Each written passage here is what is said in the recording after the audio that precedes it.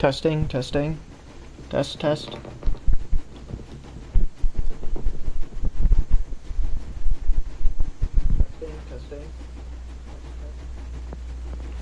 Okay, we are good to go. We're doing this again, for one, because the first one sucked, and because it cut the recording partway through.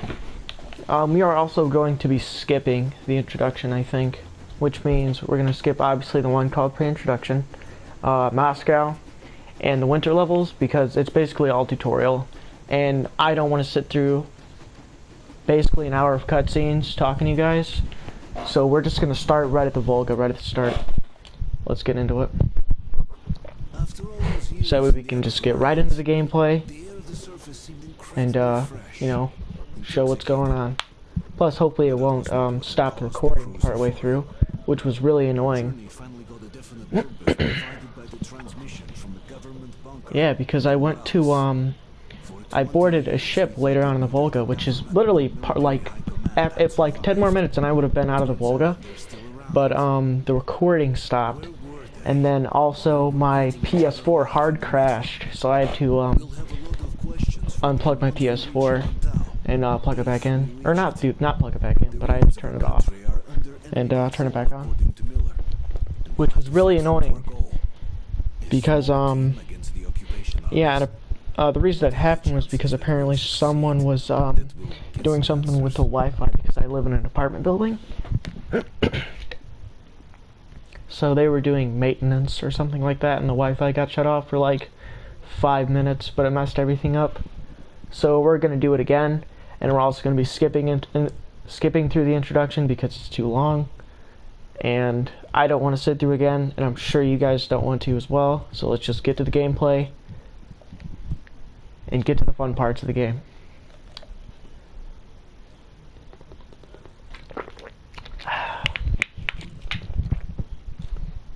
I don't know why I'm starting to do this at 5 a.m., but I am. Got my sleeping schedule on track recently, because I used to be waking up at like 5 in the afternoon. Or no, I would wake up at like 7 o'clock yesterday, 7 p.m. yesterday, and I would go to bed at like basically right at 3 after school ended. I think this is taking forever, huh? Usually it doesn't take this long. Hopefully we can just get into it soon. But yeah, like last time I'll be saying is I'll be skipping the intro because it's really long. And it's mostly cutscenes. You're basically walking from cutscene to cutscene, like a few games that I'm not going to name, The Last of Us. But you know, we'll be skipping that, and we'll just be getting directly into gameplay. Oh, and also, speaking of The Last of Us, if you, now that I think about it, I might do a fast as I can for The Last of Us, the first one, because I am not playing the second one. But I think that would be fun. I could re-download that game, get back into it a little bit, because that was one of the games where I was pretty good at it, and I basically knew pathings for almost every enemy in the game. I could probably run through that game in about 4 hours if I really wanted to, which is about how long this one should take. Maybe 5 because this loading screen is so long, but we'll see how it goes. We'll see how it goes. So one thing that's annoying is that these introductions into large areas like this always have long loading times. But there it goes. Alright, we are into it. Yep, and I still got my gun, so we're good. Okay, this is something that you've seen. She gives you the flask, which I don't think has any use in-game. It might heal you, but I'm pretty sure it doesn't. And, I think they just give it to you for, another thing to interact with when you're sitting down. Ooh, excuse me.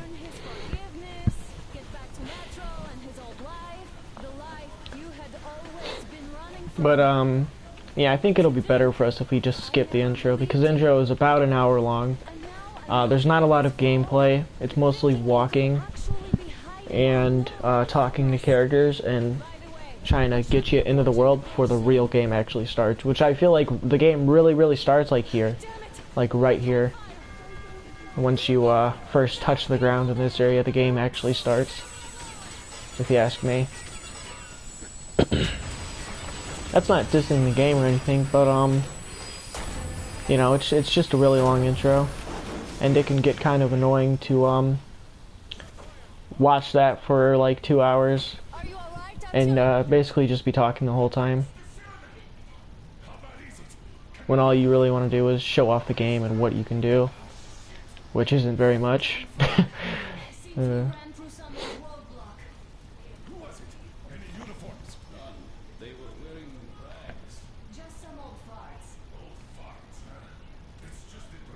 I always did like this first area.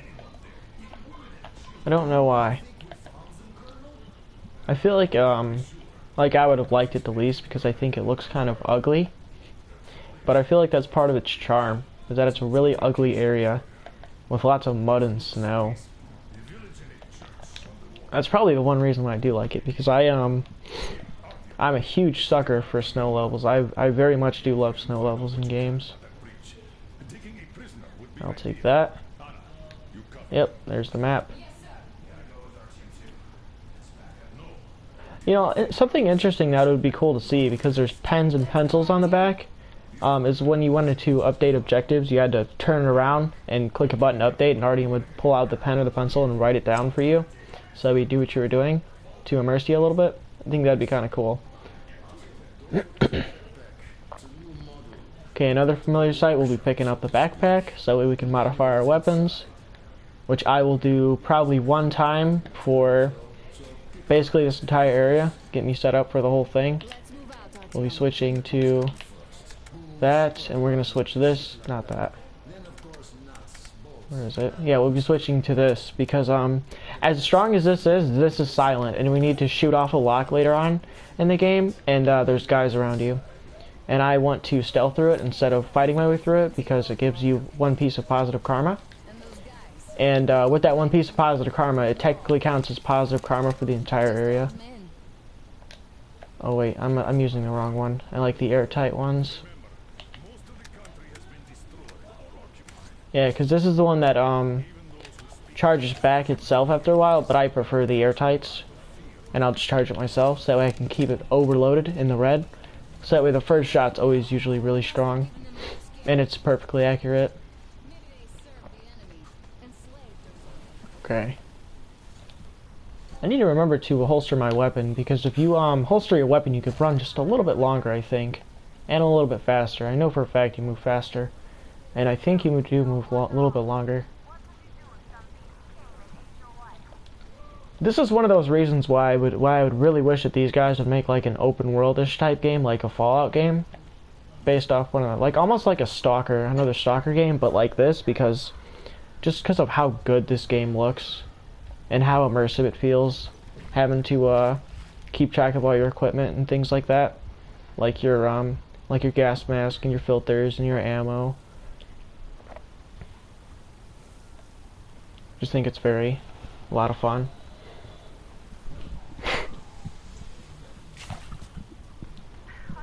Also, this first area right here shouldn't be as bad as the first one, because I did get caught. Hopefully I won't get caught, but if I do, it'll be a lot.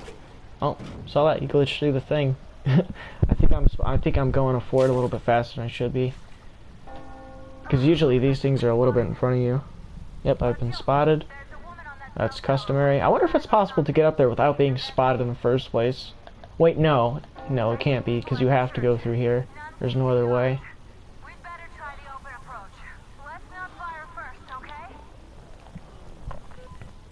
Man, I am like, must be really far ahead, because that crow usually lands on you way earlier.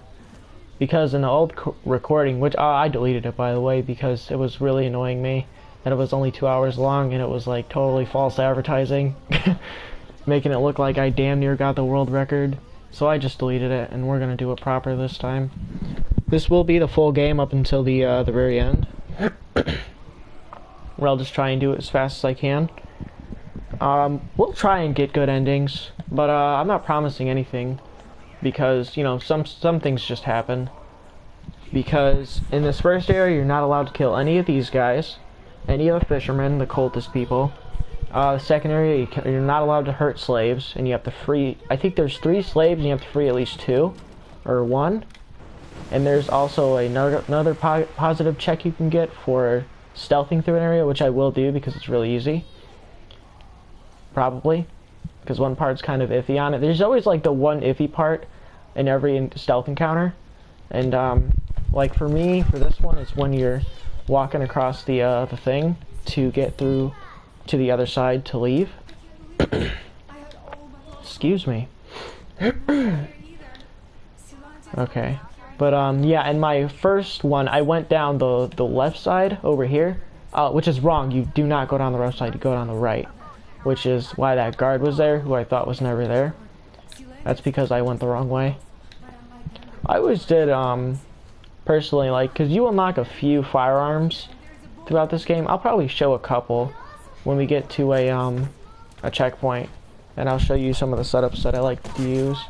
But we won't be changing our setups really anywhere throughout the game.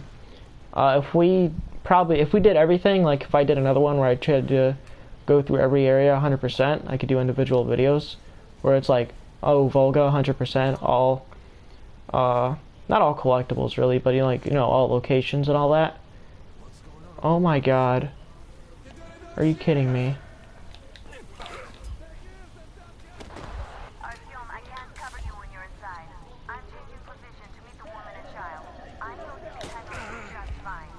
Go. Yeah, cause see, I don't know why those enemies were where they were. I think I was too fast. Because usually I knock out those 2 guys on the tower, but I didn't this time. But it's okay, because we didn't kill anybody, so we don't get any negative karma. But if we stealth that and we don't hurt anyone, we get even more positive karma, which is, important, kind of, if you want the proper ending. Because on the final mission of the game, RTM gets injured quite badly. And if you don't do it right, play the game right, well, not play the game right, because you should be able to play the game whatever way you want. But if you kill a lot of people, some of your crewmates will end up dying as a result. Like, for example, the cultists will fire on you over... Can't see the bridge from here, I don't think. But the cultists will end up killing one of your crewmates if you're hostile towards them, as well as get out of here.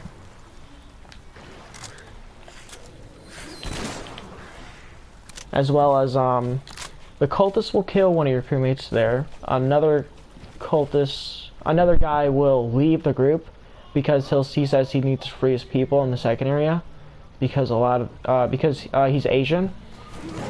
I think he's of Asian descent, and a lot of the slaves are Asian as well, so he's like, I'm staying to free my people. But if you free enough of them, he'll end up leaving with you. You're like, alright, let's get out of here. And so that's 2 crew members you can lose, and then you can another one can get heavily injured because if you shoot at these like tree folk, like these tree people, that they're not like actually trees, but they like cover themselves in like tree branches and stuff, and like hide in the trees, and they use crossbows and stuff. I think they're called tree minders. But yeah, if you kill any of them, they will open fire on you and one of your crewmates named Ayastosha, and he will get injured as a result, and he will not be able to help you with the mission because he gets crippled from the injuries.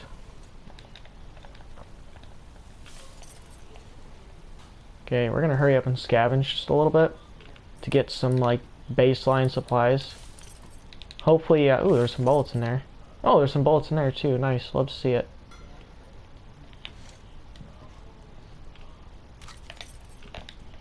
Okay.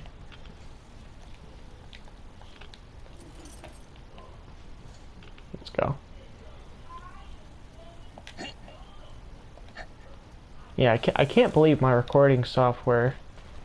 I don't know why I'm saying recording software. I'm just recording right off the PS4 and broadcasting it.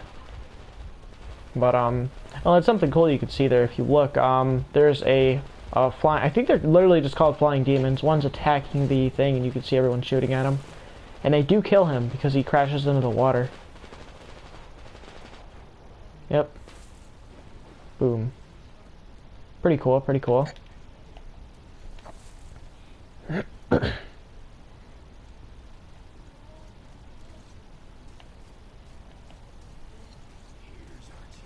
Okay. Hello.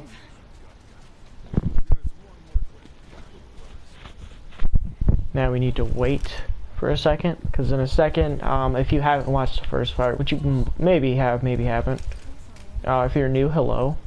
I'm the Croc King. I have rebranded. I used to be Rat King, but I changed it because I keep hearing people calling themselves Rat Kings, and not a lot of people. You know, I wanted to be a little bit more unique. So, you know, I've rebranded as the Crocodile King, which I think sounds cooler, because crocodiles are awesome. But in a second, we're going to be, if you're new, what we're going to end up having to do is go over there and go behind it, and you'll end up having to go run up this thing, and you'll meet a guy, and when you're there, he'll give you a set of binoculars. And basically, you'll rappel back down to this building, start walking back. Your objective will be to come back here, but it'll change because one of your crewmates will fall in this bunker right here, and you just hop in the top, and you do like a little walk around, save her. Super easy, not too hard. There are a couple mutants in there, so you need to be careful. But other than that, it shouldn't be that bad. You know, I wonder if you just run away, like, what will he do? Like, will he just stand here and wait for me to come back, or will he just call me on the radio? I think he does. Like, that's what he does. If you run away, he'll be like, Artyom, I wasn't done talking to you, but since you're gone, when you come back, you better tell, the man who lives in the tower about us, or something like that. Like, he'll radio you about it. Oh. Wow. Get out of the water. What the heck? It's one thing that I, was, like, always weird about this game, because, like, sometimes you feel so, like, heavy, and other times you just feel, like, totally weightless. Like, you don't, like, you carry too much momentum when you move. Like, you can almost, like, ramp up something, like you have wheels on your legs. On the bottom of their feet.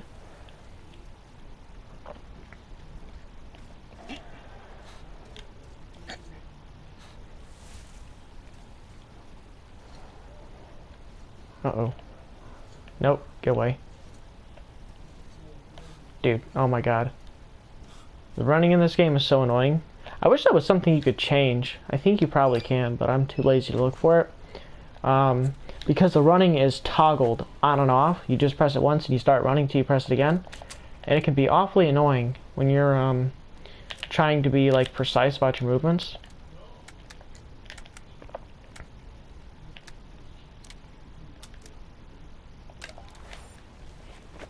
We'll be switching from the compass, by the way. I just like how that looks a little bit more on my wrist. It does beep sometimes, but it's kind of helpful because it'll tell you about like loot. But I just think that it looks a little nicer with the gauge on there. Almost like a rad counter, but that's not the rad counter because you do have one on you. That tells you about radiation. That's one of the modifiers in New Game Plus actually, is the radiation hotspots are larger, they are stronger, and there's more of them. I think the modifier is called like radiation is forever or something like that. Yeah, I'm getting hit in the back, but I think he gets despawned right here. We're about to find out. Yeah, that was one thing that I almost did instantly was cutscenes were used to be like you had to keep pressing it, but I switched it to just a single button press because when I was doing hardcore, I don't think that like button presses like that show up, so you just gotta know when they are, which is another reason why like seriously do not recommend a Ranger Hardcore for your first playthrough or two, because you will end up not liking the game, or like me, it'll make you just want to take a break from the game for a long time, which is what I did. Like this is probably my first time playing the game in around, I don't know, like a year, other than like yesterday.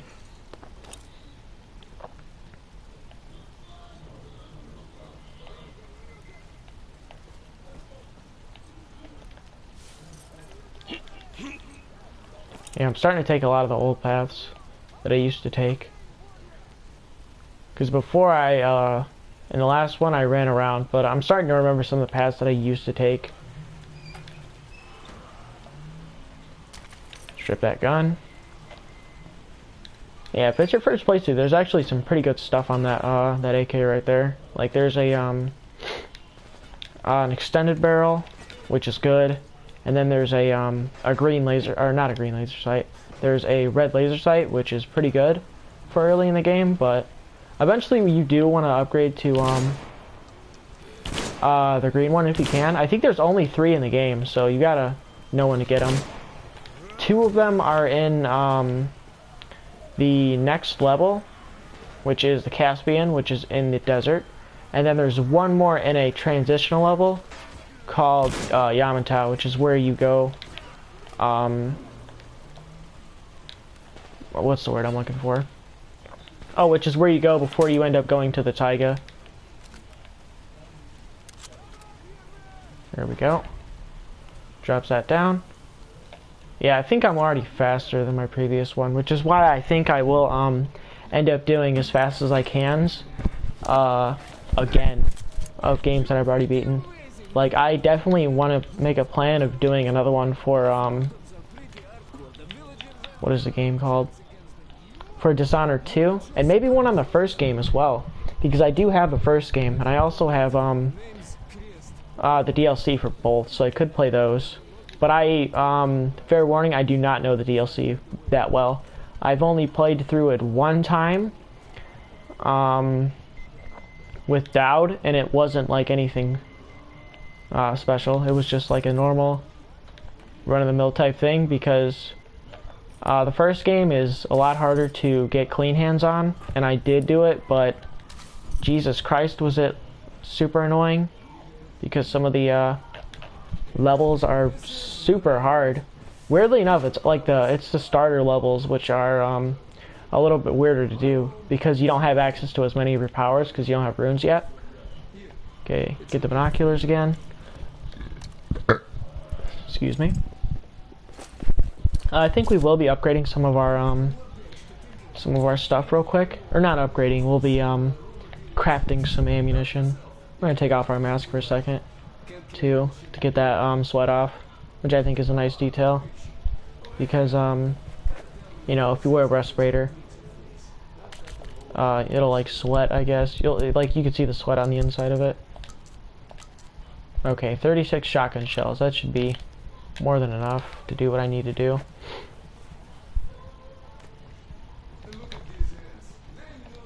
Can you just leave? No, it's locked. Okay, he has to open the door. I always did like the Shambler. I thought it was an interesting weapon to have, because this isn't the original modification for the Shambler. It has a in the original games it had like it was 6 rounds. It held 6 rounds. It was like a revolver almost, and you had to individually reload every shot. But I switched to the magazine, which I think is a good medium between having a lot of bullets in my magazine, as well as not being over encumbered by the amount of rounds I'm carrying, which is why I don't use things like the drum mag and the box mag for the Kalash, and for the box mag for the Shambler.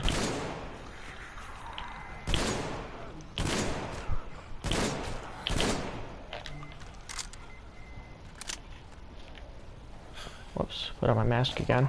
That's one of the funny reasons why my mask is the way it is, like why it's got like that cage on there, is because I have a tendency to like to always wear it, so that way I don't have to be paying as much attention to go.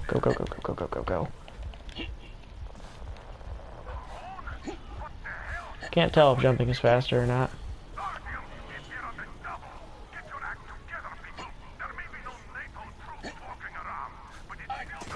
Okay, fall in there. Put on Otto's mask. Interestingly enough, hers is cracked in the bottom right corner. It's kind of hard to see, but it is cracked. Yeah, you see it there for like half a second. Okay, now we need to open up this door, which is, you've seen this before.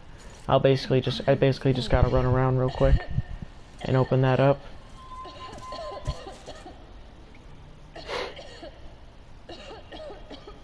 Alright, RDM, let's go. Come on.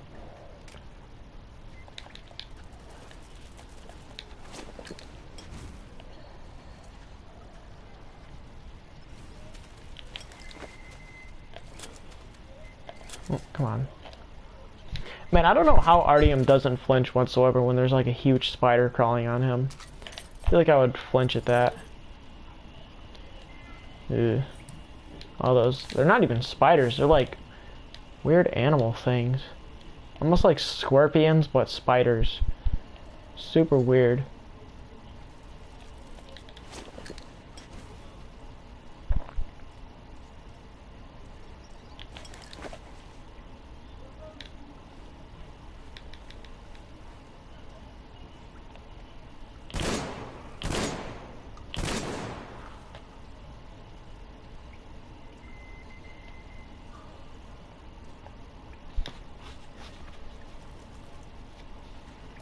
Come on.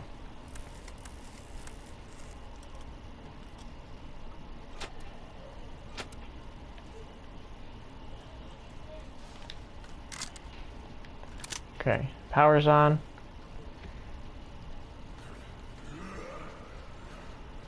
Now it's just a short walk over here to crank this to open up the door, and we're out of there. And then we gotta go back to the ship, and then we'll be getting the boat. I was half expecting one of those things to be behind me, but luckily there wasn't. I think that the jump in quality from the original Metro games to this one is staggering how good it is, because almost like the game is totally different but still the same. Like someone could be jumping into it totally fresh and be like, wow, this game is great. And also people who have played all the other ones can jump into this and be like, wow, this game is great. Because for the older fans, what they wanted was probably, I don't know, larger levels, more fleshed out weapons, and better looking character models, which is all in this game.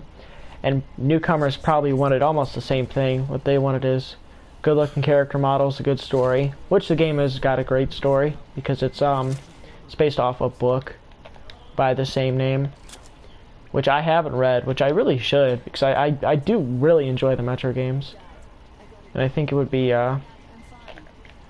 nice to talk about while I'm playing this game, one of the books, because the only thing I know about really is about the books is that this one is based on, where they exit the Metro, is that they stayed in the Metro way longer in the book, and like half the book they're in the Metro for Exodus in the book, but in this one they leave quite quickly, which I can understand why, because people, when the game is called Exodus and it's marketed as, hey, you're leaving the train, it's crazy, you know, people just want to see the outside and what it's got.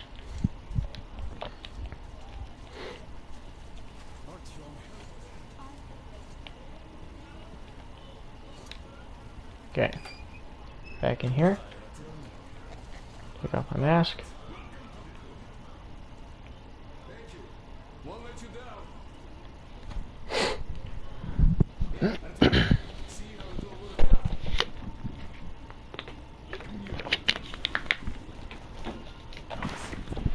There we go. This is all stuff that we've may or may not seen before. So they're talking about our plan to get the bridge down, to get the train over it. They're gonna disguise themselves and board, get close to the bridge, board it, and you know, find the controls and lower it. But you know, the conundrum is that they're waiting for the boat to get here, and Stefan, this guy right here, he doesn't want to leave the woman and the child behind, because, like, you know, they kind of just abandoned the cult that they were in because they didn't agree with it, and they're like, you know, take us with you, and then he's like, oh, we can't, because, you know, this isn't a nice journey that we're going on. But what ends up happening is Crest, the bald man in the middle, he ends up making a suggestion saying that, oh, like, we could go and steal this rail car. And, you know, Miller's like, well, Artyom can do it since, you know, it's kind of his fault that we're out here in the first place. But Artyom, like, if you are doing that and the boat comes, drop everything immediately and go for the boat, which is interesting. I feel like that'd be an interesting gameplay thing, which could really affect the game, is like maybe the boat comes earlier than you thought, and like the boat's actually on a time limit when she says that, and it arrives in like, I don't know, like 30 minutes or something. And if by that time you haven't gotten the car, you are given the task to drop everything and go and get the boat, or yeah, go and get the boat instead of getting the rail car. And like, you know, for the next, like, for the rest of the game, like, that may affect you, because you don't have the passenger cart with the rooms in it. I think there's 3 or 4 rooms in it. But you'll see once we got the because you guys haven't seen the carriage car with the passengers in it, it looks really nice. It's really homey. Really, it's quite comforting to sit in for a few minutes in between missions, especially when you're playing on the harder difficulties and you're playing it like back to back to back, like I did. When I got into the train in between missions, man, was it just a huge sigh of relief. And then also like a nail-biting thing with me, like, oh boy, now I have to go to the next area, which is going to be a nightmare. Personally, for me, Ranger Hardcore, when I played it originally back like a year or 2 ago, it wasn't too bad, except for like a few parts, because I don't really get into gunfights in Ranger Hardcore, because if I like, you know, I got caught, I would probably either die and I would like get shot instantly because enemies are deadly accurate, or I would reload the save. And the only 2 parts where I was kind of feel like I was forced into a gunfight was when I was getting the carriage car, which wasn't even really a gunfight.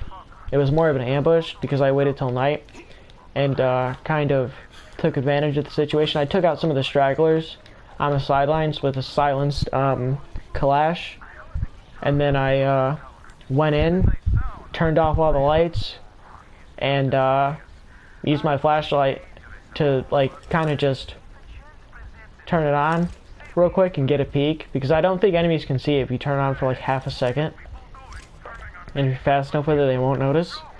And I basically did that and killed the remaining like 4 or 5 guys, which was exhilarating because like it's true to life. You can die in like 1 or 2 hits from like a straight like you can get killed by stray bullets in hardcore.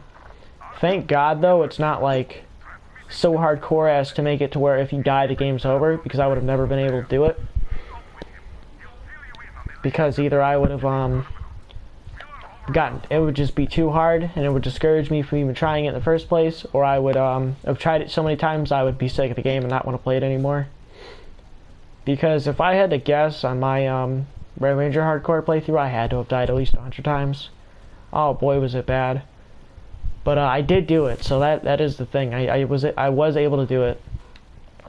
I have done other versions of the game because I have cleaned up basically all the main story achievements. Like I've beaten the game in New Game Plus and Iron Mode.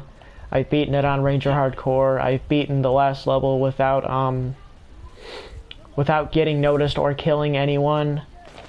You know, oh, what the heck?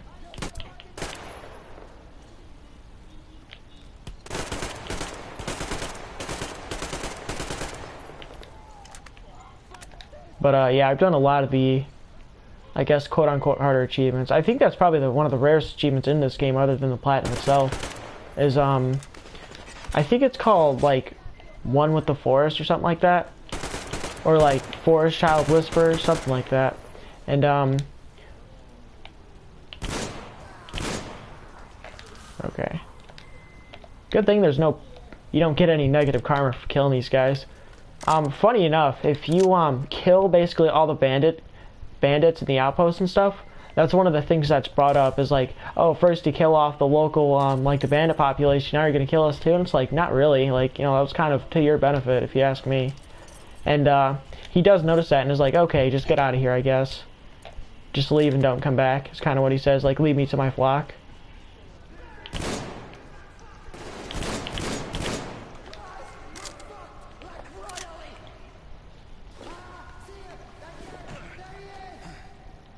I'm gonna guess he's there. Yep.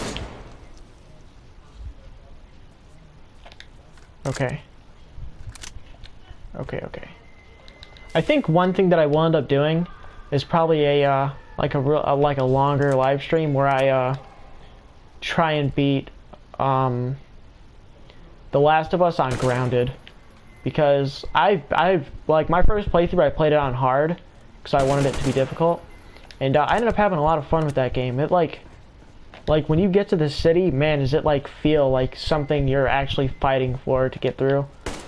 Oh, what the heck? Oh. Go away.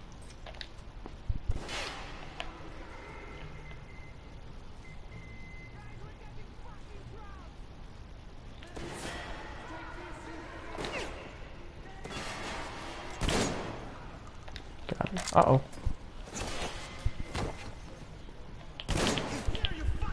Oh my god.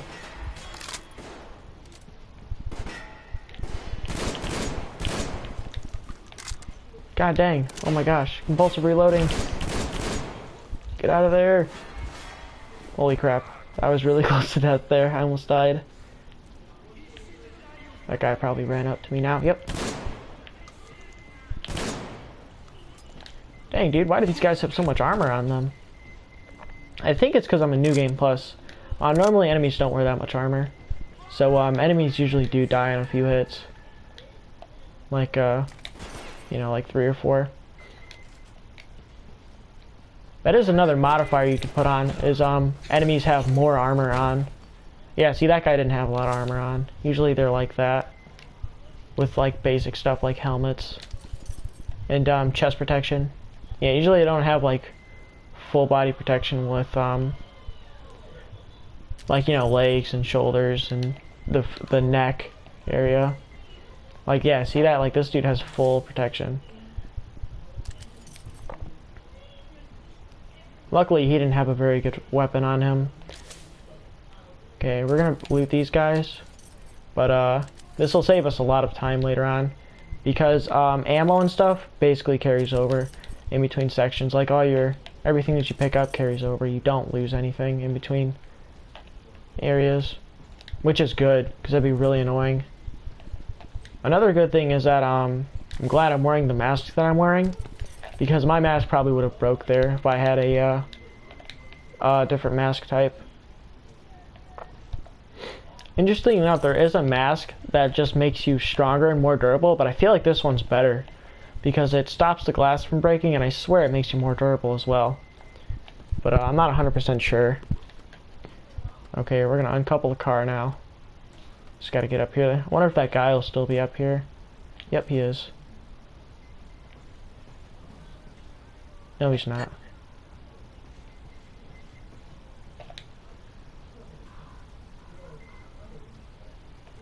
Okay.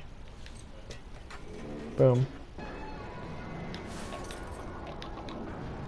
Lots of resources this time. Whoa, that was close.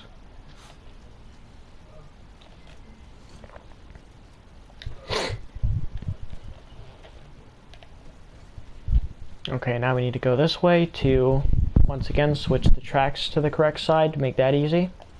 And then it'll be basically just a simple run.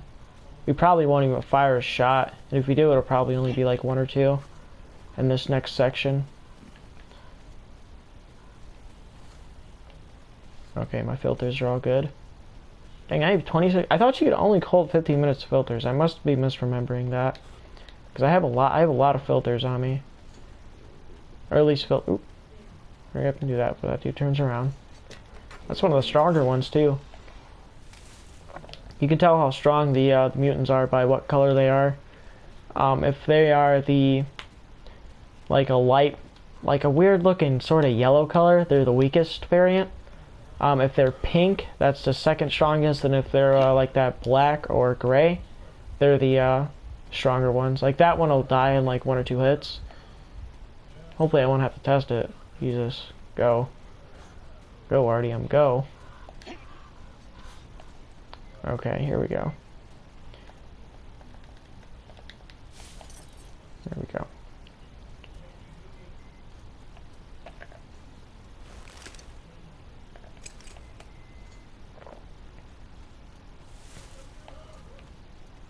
Oh, I need to jump over the thing. Yep, there's the boat right there. Yeah, usually I would come from the other side, but this way is a little bit faster, so I started going this way, following the tracks. Because there's a boat right there, and usually I would take that one. Because if you go over there, you can rest, and you know, there's a little bit of loot there too. But this way is a little bit faster, so that's nice. But some of the modifications for New Game Plus on this game are pretty cool, but are pretty hard too. Like one of the modifications is that you can only hold one weapon. Another modification is you can only hold the crossbow. Like you're only allowed the crossbow for the entire game, which I should do. I feel like that'd be kind of fun. Another modification is enemies have more armor on them, like they'll be covered in more armor. And more armored enemies will show up, which are like big dudes with chain guns, which are super annoying to kill. They're like bosses. They're like mini bosses. But the thing is, only I think 2 show up in our run. And the run that we'll be doing, only 2 will show up. 1 in the taiga, and yeah, they're both in the taiga actually, I think. No, one's in the level right after the taiga, which is 100% unavoidable. But yeah, when we get to that guy, we'll unload everything on him. Like I'll be crafting bombs to throw at him, a few Molotovs and a few grenades, because the armor plating, you can shoot it off and make parts of him vulnerable, so it's possible to kill him in like 1 or 2 hits, but it's really tough to do sometimes, because where I usually shoot is in the legs. Try and hit him in the legs. Look, right here we'll be picking up some of the bombs that we'll be using to kill him. Yep, right there. That's one of the bombs that we'll end up using in the next level to kill that guy.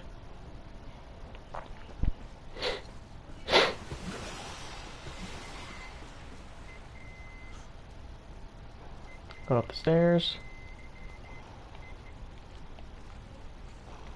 Put this down.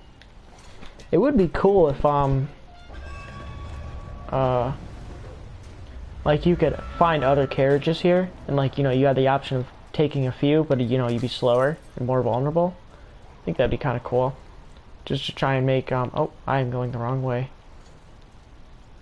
That's a mistake, because that guy wouldn't have spawned otherwise, but it's okay, because we're, you know, this is a cutscene right here, and it kind of despawns everything and loads in the next set of enemies. Yep, there it goes. Let me turn off my light when I'm not in the cutscenes. I always wondered what, like how that catfish got so big. Because, like, you know, catfish in real life are, you know, they're pretty big. They're pretty big. They can come in pretty heavy. Like, you know, you can find ones like channel ones that are like 40, 50 pounds. But, that one's like probably like a ton almost. That one's huge. Like, I wonder, like, how it got that big, if that's a product of, like, the radiation, or if, like, you know, it was something that the cultists did. Because they do worship that fish. Oh, look at that, my master just got broke.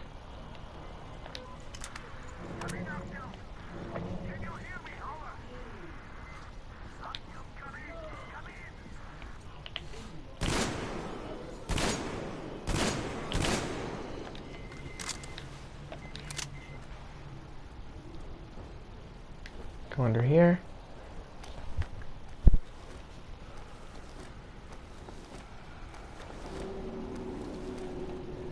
Oh, there's the fish again.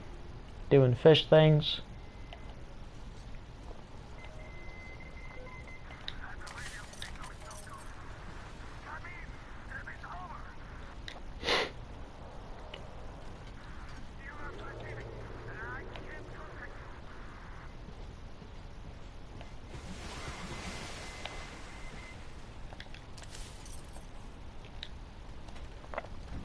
Gotta remember this part right here, the catfish comes down, or comes up and knocks these guys off. Walk forward, walk back.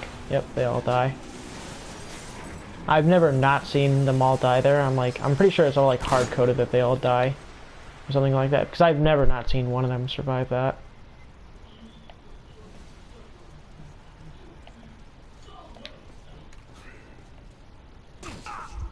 Ow.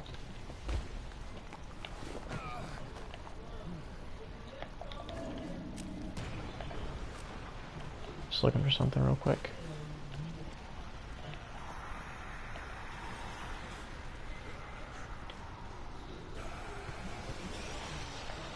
Yeah, we'll be getting a lot of use out of those night vision goggles in the third area, because I kind of like the old Splinter Cell and everybody. You know, get out of there without killing anyone, without getting seen, which will probably happen for that area. At least, there's one part where I probably definitely will get seen at, because it's one of the reasons why I almost didn't get the trophy. Because you have to steal a boat. But the thing is, almost every time the second you get in the boat, you get caught. And it's really annoying.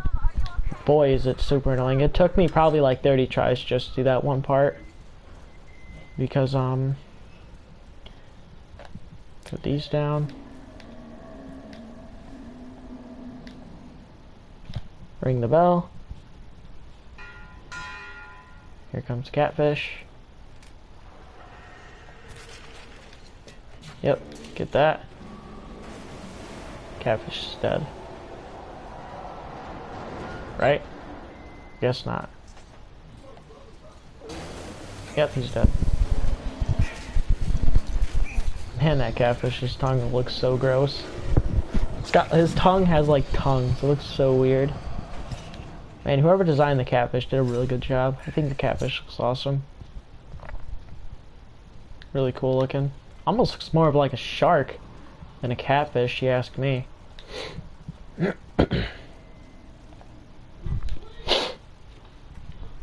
Alright, go in here now. Boom.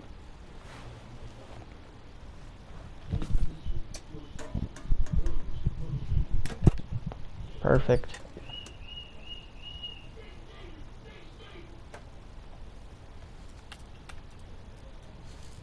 Get the gauges going. Man, I said it the first time, I'll say it again. The design on the inside of here looks so good. Looks so like lived in and used. Flip the seat around. Put the lights on, because why not? Luckily, it's still daytime, so we'll be in and out pretty quick. One thing that I do need to take care of is my mask. But we should be fine, because there's really only one more section where... Oh wait, never mind, we'll be able to repair it before that. Never mind. Because we're going to sleep till it's night, so... That's another place where you could sleep, and I'm not going to sleep here. It's in that place right there. There's a collectible in there, there's a bench, I think, where I could have repaired my mask, but I'm going to do it later. And there's also a bed where you could sleep.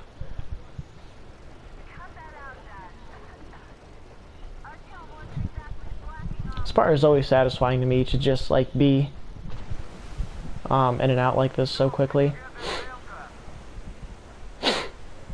Not that I don't enjoy being on the train, because it is actually kind of a decent idea to hold on to the train and not bring it all the way to the place yet, and use it to get around to places. Because when you're on the train, the door is open, but as long as you don't open this one, you're basically totally protected one side, because they cannot shoot through that glass, from what I remember. Smash through the gate. Boom. Run it right over. Steamroll it. Yep. Oh, another thing. I don't think Crest said anything about the bandits being here, because I killed them all this time. This time they all died. Unlike last time where I might have left one or two alive in the back. But, yeah. So that's interesting.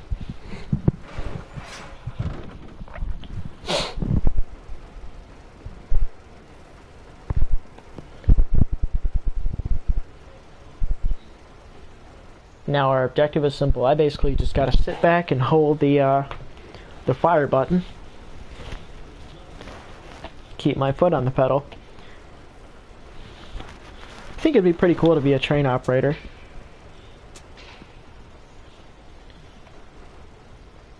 Oh, what the heck? Wait. Wasn't this one open before?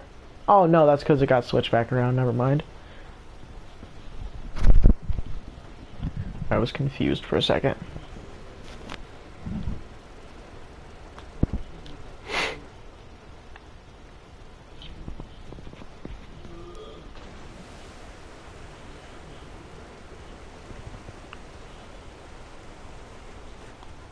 The heck was that?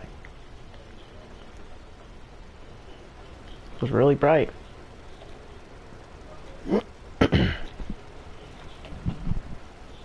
Man, I do so like the trains in this game.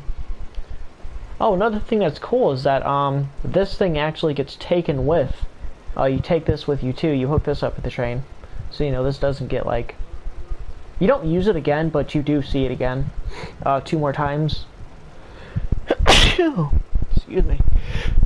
Oh man, excuse me. But yeah, you do use this. I think 2 more times in the game. I think, yeah, 1 more to get to Yamantau because you don't go in there with the actual train. You go in there with this thing, and then another one on the Taiga, where you take it. Sadly, it does get decommissioned, I would say, because the tracks aren't too good in Taiga. Yep, there's the train.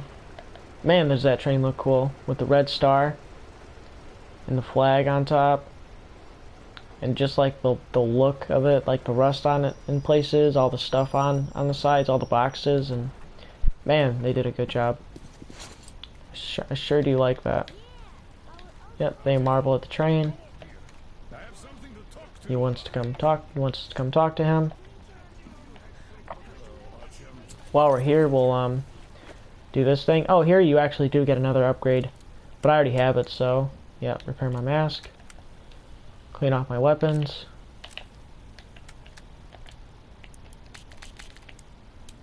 Fill that. Okay. Now we're looking pretty topped up, which is good. Yeah, I'm back. You know how it is. Doing everything. Making sure everyone's safe. Oh, you can't do it yet. Yeah, one funny thing that you can do is in between sections there's a whistle you could blow. You could blow the train whistle. Oh, is that it right there? What was that? It might have been for the door. Yeah, it was for the door. Okay, now we're out of here.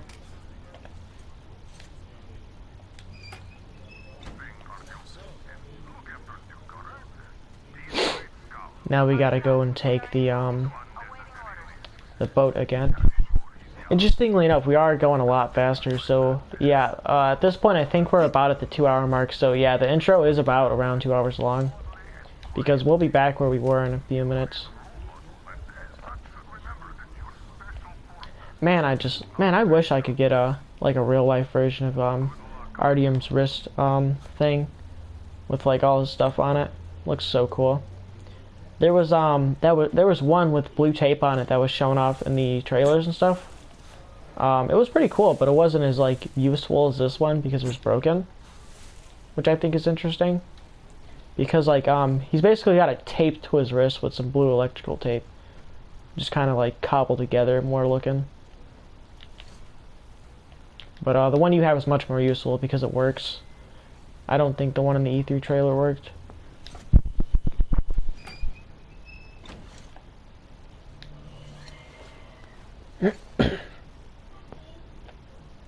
See you till night. Yeah, I think I'm gonna be a little bit slower in this section so that way I can actually try and stealth it. But you know, I won't be killing anybody. That's the one thing that I need to make sure that I do not do is hurt anyone. Or not hurt, I can hurt people, I just can't kill anyone. Artyom's kind of got like Batman rules. It doesn't matter if like I leave him as a mess on the floor in the middle of the street with 2 broken arms, as long as he's still alive. It's not my problem. Oh, there's that anomaly again over there. We're gonna leave him be, because he's bigger and stronger than us, and he always will be. Because as far as I know, the only way you can beat him is by, you know, going and taking a nap or letting him kill you.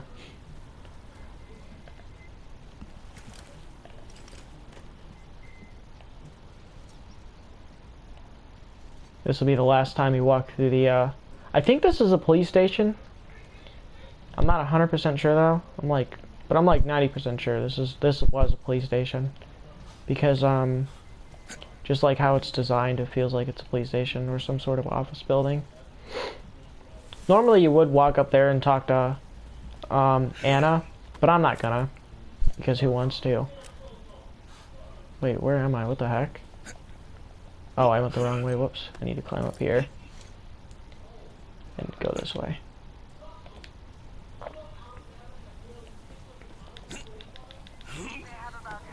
Yep.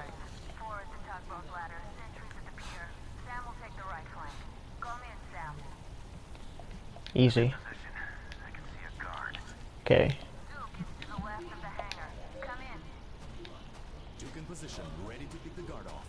Excuse me, sir.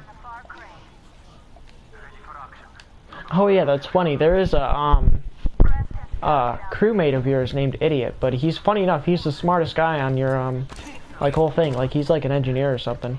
Really smart guy. He usually comes up with like he's got a lot of know-how and stuff on things that you do in the game, and he's the one that gives like strategies on all that. Okay, I'm gonna be turning off my light just for a second so I can see my wrist light.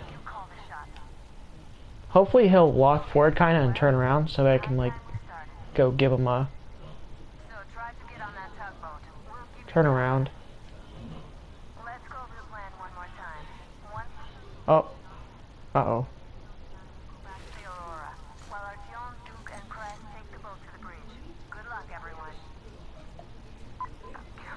Oh, hurry up and get him. Oh, he's walking slow. I think he's carrying something. Perfect. Get him. Perfect.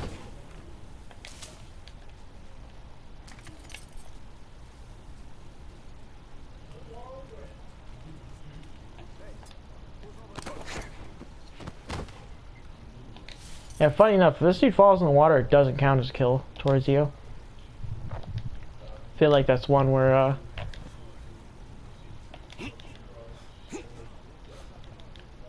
what the heck? There it goes. Okay, it should be not too hard now. Because I about know where to go. Just a few walks.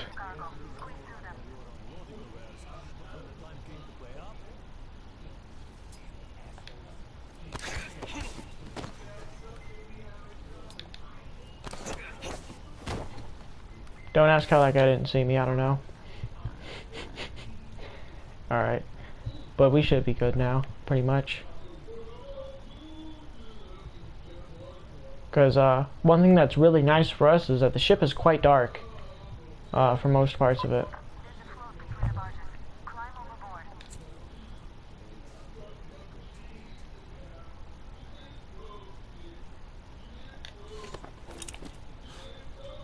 Oh my god. Where am I? If I'm where I think I... Are you kidding me?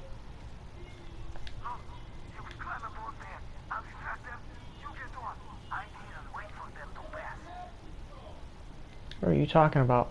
Oh my god. Alright, buddy. Fuck it. This game is so fucking annoying sometimes, dude. Like, really? Like, instead of just putting me close to where I am, you put me all the way back at the start? Dick move. And it's gonna do it again! Oh my god! I'm gonna lose my mind.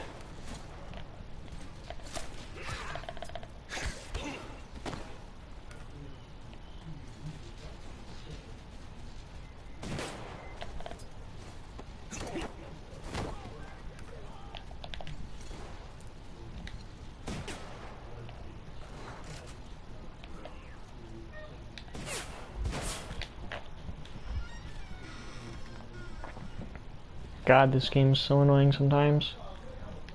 Cause like, man, Artyom just like jumps on the most random things sometimes. Like he'll jump forward and he'll like jump sideways, It's, oh my god, does it grind my gears? Something fierce when the game does that. Now my guns are super dirty, I think. No, just my, yeah, just my air rifle is. But it's okay, because we only do the air rifle. We're going to be firing at one time. And hopefully that's it in this next section. We'll only be using it once. Okay. But now we make him take us up to the top.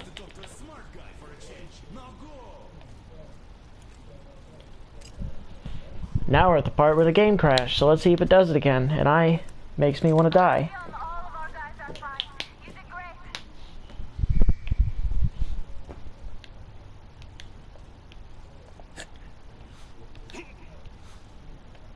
Come on.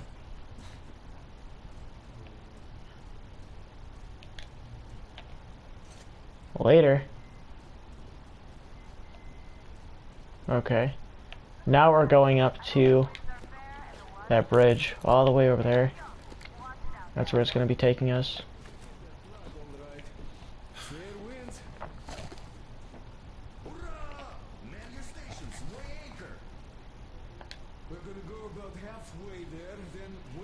Yep, window opens up. And we are ready to go. Now we're moving.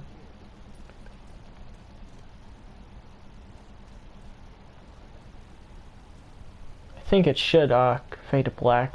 And yep, it's gonna load the next scene. Which is them pretending to be traitors while me and Duke sneak aboard the ship. Or not the ship, the train, because we're going to lower that part of the train. And funny enough, Duke can die here. It is possible that he could die here. But I don't think he should, because I haven't done any like negative actions, like killing people. Because if you kill those guys on the boat, which I didn't kill any of them, I think your guys can, which is interesting. They're allowed to kill them, but you aren't. And it only affects your karma. But, yeah, anyway, what was I about to say? Oh, yeah, he does have a chance to, be killed here. He can die. Because, basically, you and him climb aboard these lines right here, and he says, oh, haha, I'll race you to the thing. And, I think depending on if you go loud or quiet, you can beat him there. Because if you're quiet, he can never get caught. He won't ever get caught, but, like, you know, he'll tell you, like, if you made it there in stealth, he'd be like, man, you're fast getting in here. Like, I'm surprised you beat me, like, you were super quick. Basically kind of rewarding you, saying, like, you know, good job for stealthing your way here. Which, we should be able to stealth it. This part is actually not too hard to stealth. Let's hope it just goes right, though.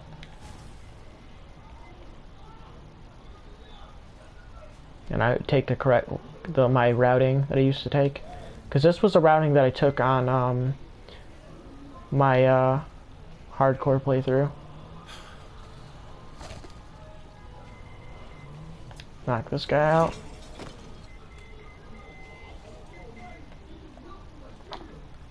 Oh, that's a lie. We'll be using our air rifle twice, and that's one time, because they cannot hear that for whatever reason. I feel like you'd be able to hear that lock breaking, but good thing they can't, because that's good for us. Open up this.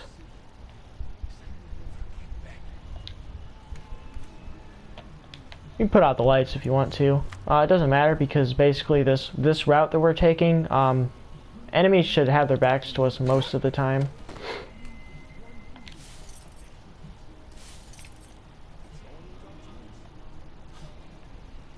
Okay. Okay, this is one part where it's kind of weird sometimes, because you can get caught here. Because you take a elevator, and Artyom stands when he activates it. So that can sometimes get you caught.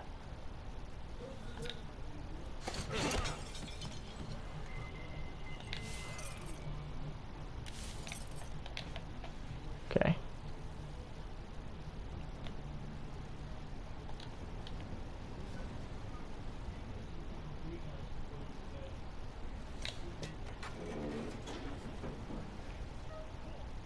Oh, perfect. Okay, we didn't get caught.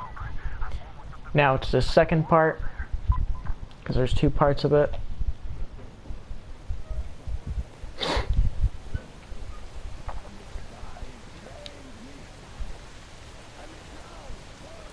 You know what's funny? This guy has fallen off here, off the bridge, but it doesn't count as kill, which I think is kind of funny. Knock him out for safety. Switch to the air rifle because they're going to be using it for the last time. At least in this part, we'll probably end up using it again sometime later in the run. But as far as this goes, we won't be using it again. Okay, there's a lock right there. You gotta shoot that. Perfect. Boom. And that's the air rifle. Super useful for breaking locks and for taking out enemies silently, but for story reasons, we will not be killing enemies with it.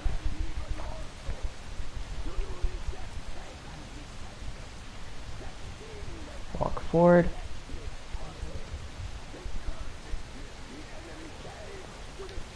Knock this guy out. Loot him.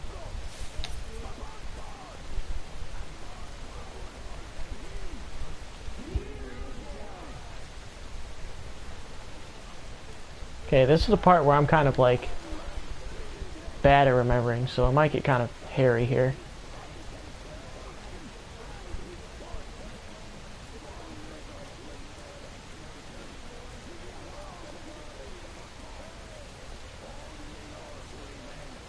Oh my god. Oh, and I messed up right at the end. You love to see it. I almost want to die and redo that section. I swear I do. You know what? No, I'm not doing that. Oh, I can't fucking reload it too as well. So, you know, yeah, I can do it there. Now, fuck that. I ain't doing that. I want to show you guys the correct way to do this, because that is so fucking annoying. I can't even understand and comprehend how annoying that is, that I messed up right at the end, literally 10 seconds away from the fucking finish line. It'd be like if I ran a 12-hour marathon that's 10 miles, and I mess up on the 9th mile. 2 seconds before I run across the finish line. Cannot believe that.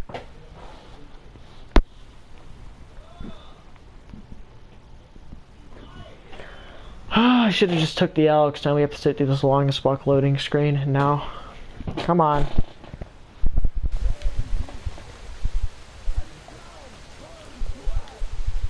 Cannot fucking believe that bullshit.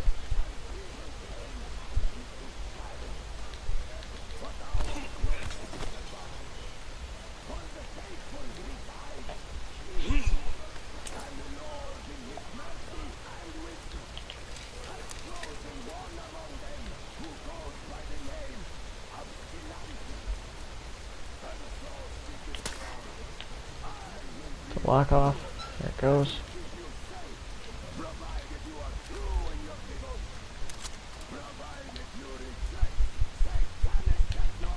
God, you don't know how bad I just wanted to shoot the cultist right there. Of course I have to wait for him.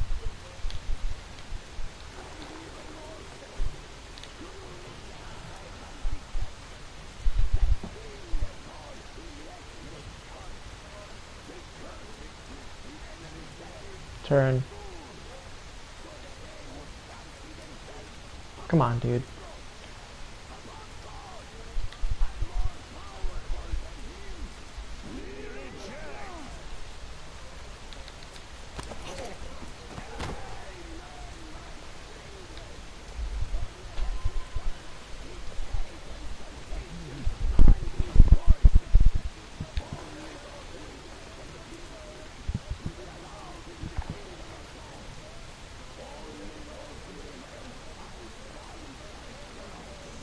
Oh, now he walks away. Go to hell.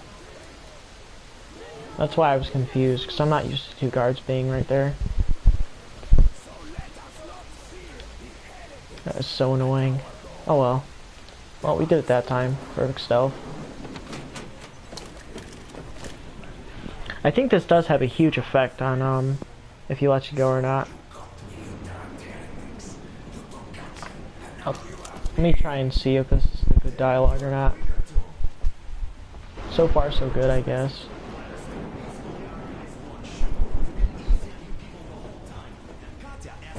I think this is good dialogue, yeah.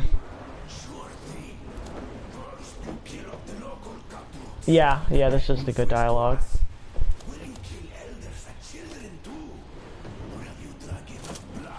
Wait.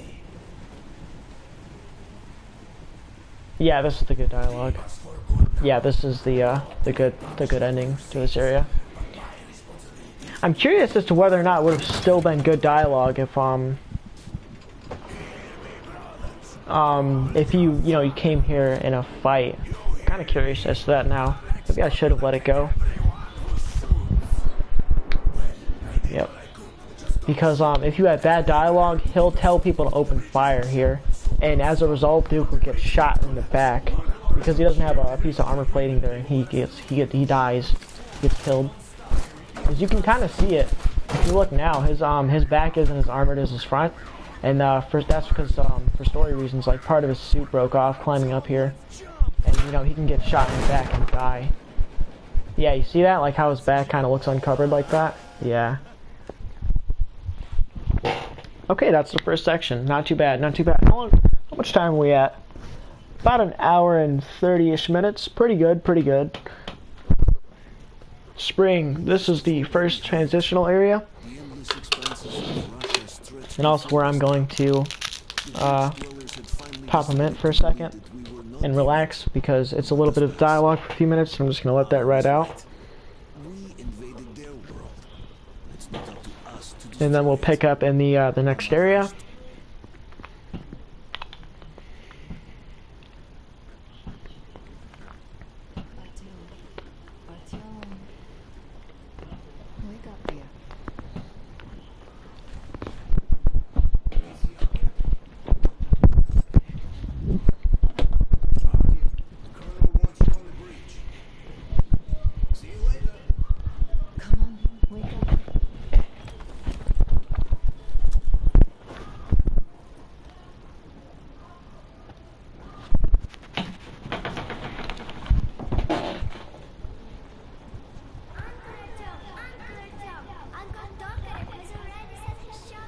Good old train. This is all the weapons, by the way, right here. Quite a few good ones. A few bad ones. Or, I wouldn't say bad, but some weapons just aren't as good as others.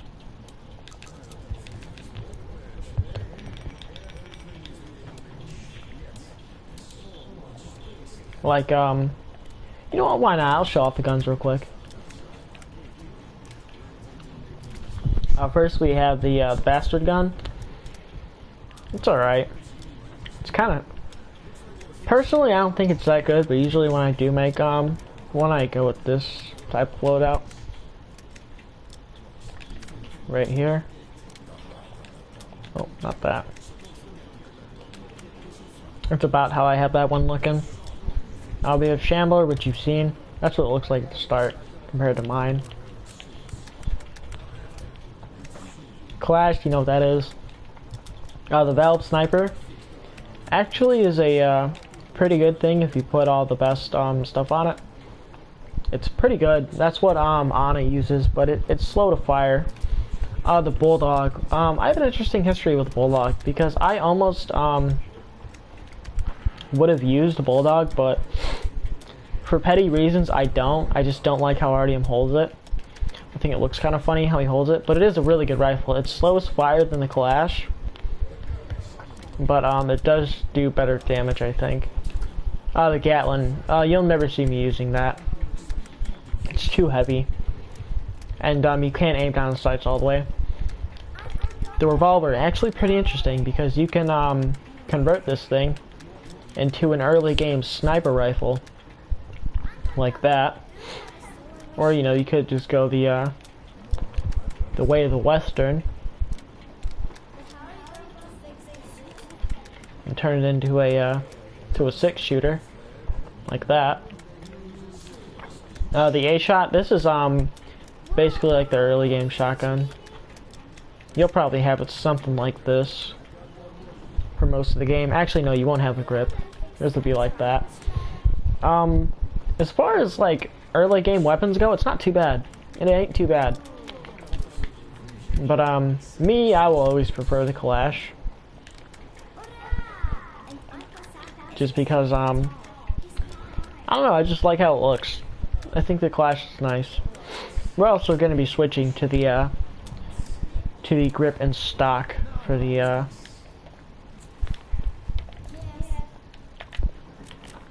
Shambler. I think I'm happy with that.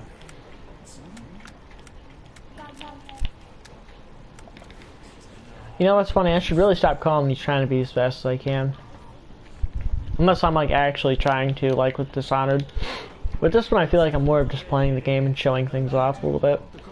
Yeah, funny enough, if you come here,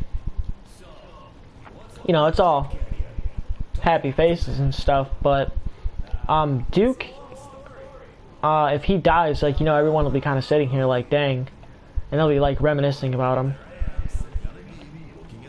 But since we saved him, you know, everyone's happy. And it, you know, the train scene's, you know, quite fun. Funny enough, you can just walk by him.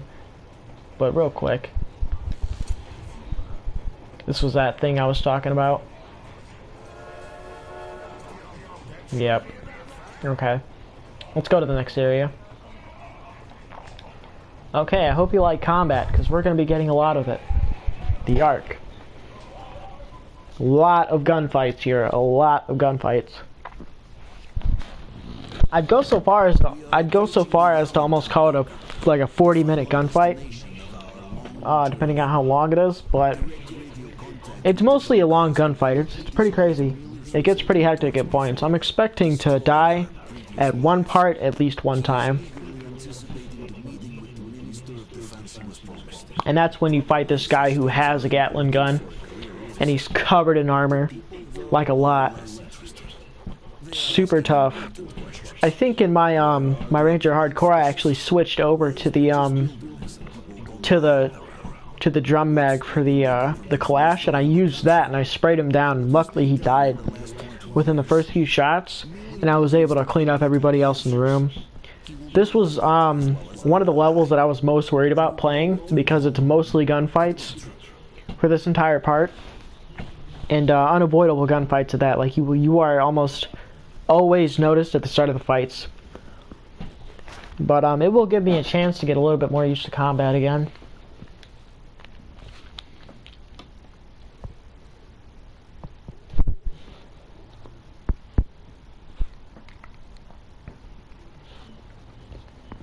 Yep, now we're on the train car again.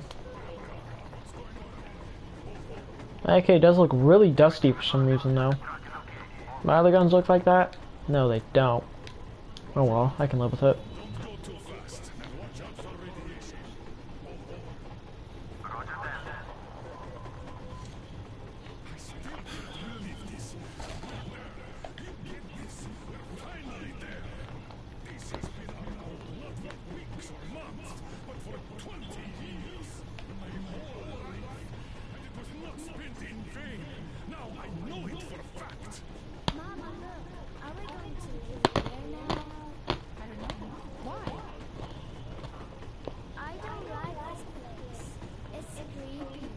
Foreshadowing. Man, I wonder what this place looked like before it got, like, destroyed.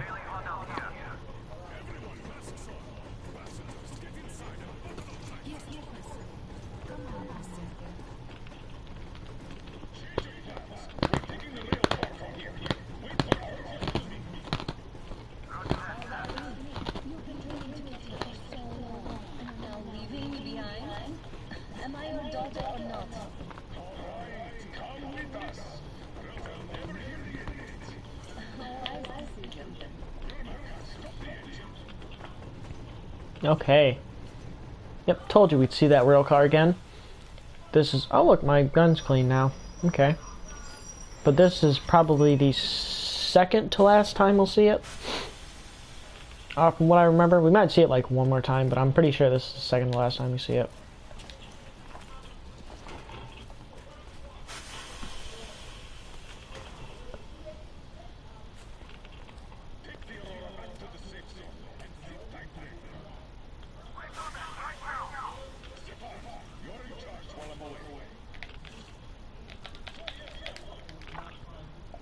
Okay.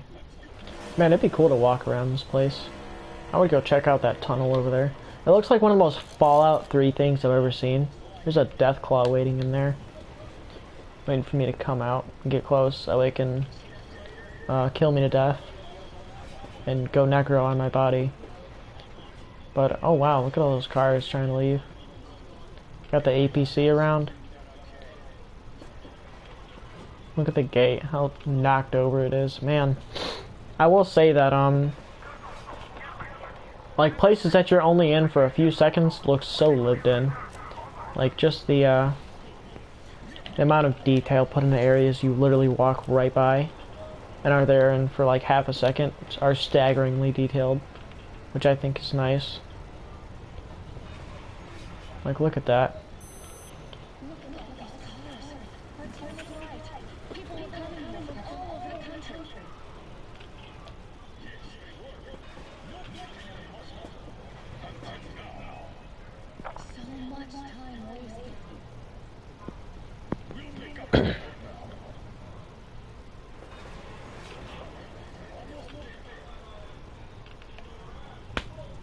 Into the Ark.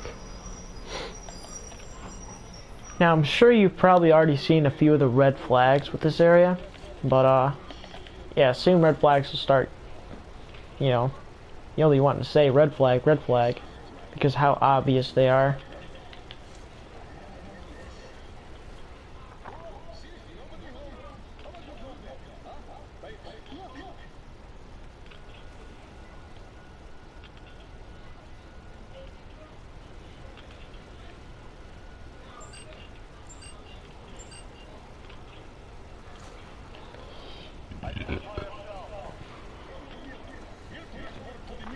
Watch, you'll notice another red flag in a few seconds here.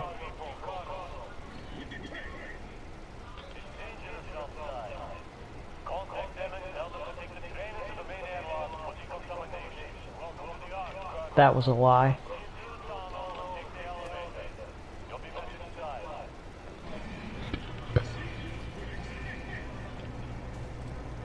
Sort of. I really wish I could read Russian to see what that says. Probably doesn't say anything too interesting. Mostly probably just like warning signs and the like.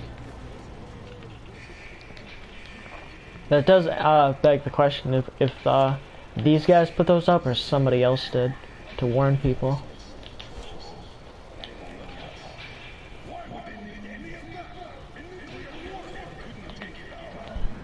There's another red flag. See, even your crewmates are starting to notice a few things that are off when entering this place.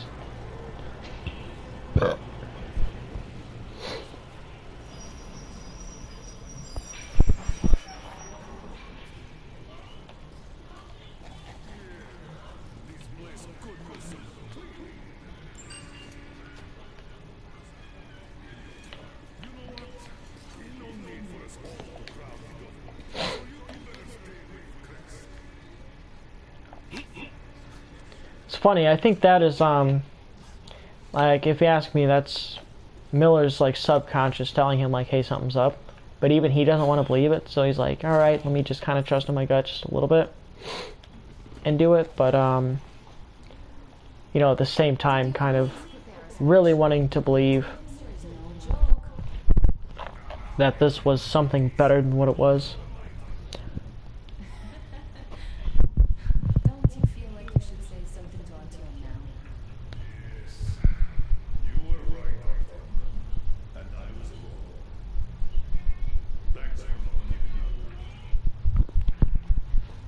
Well, he's going to regret saying that in about 30 seconds.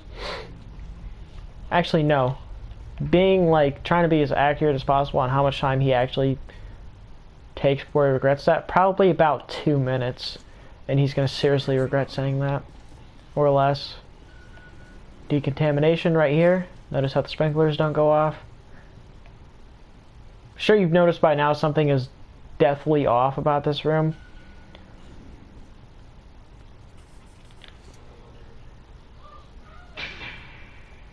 Oh, that's bright.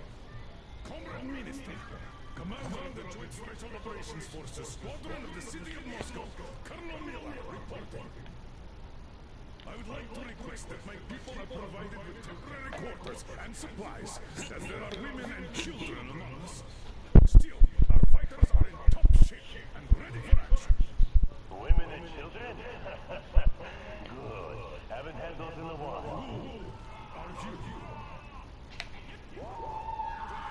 One thing that you don't want to do here is fight back, weirdly enough, because you'll just end up wasting ammunition.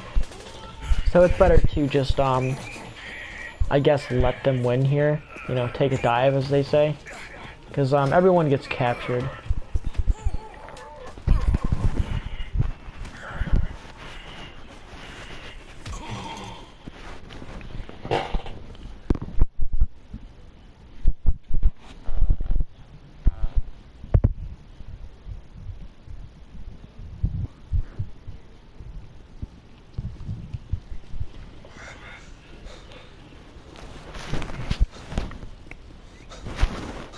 You know, I think, matter of fact, this cutscene is a little longer, so I'm going to use the restroom and get myself something to drink, and I will return shortly. But you know, enjoy the cutscene. Do not worry. Everything will be just fine. And even better. The minister and the chief himself are expecting you for dinner. Dinner? What the hell? Are you fucking mocking me? Shut up!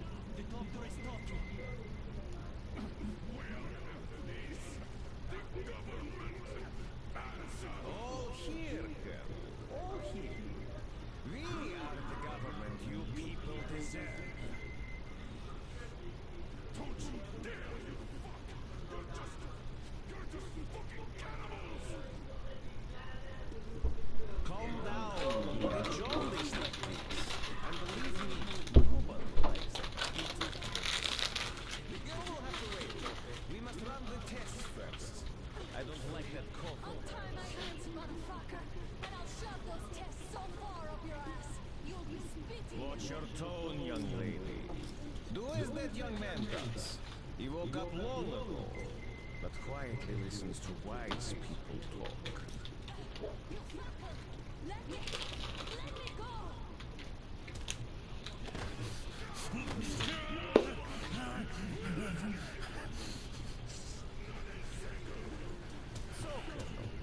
Now you will pick up the radio and tell the rest of your people on the train to come here. If you don't want her to suffer for a really long time before she is served. You understand? And here I was hoping for an intelligent conversation for a change. Alas. That's not a problem, though, since this nice young man will surely do it instead. Okay. He won't dare contradict me once you're done. I think this is about to pick up. If you look in the background, you can actually see your guys coming in. Where those three guys are standing up in that window, you can see your guys coming in and save you.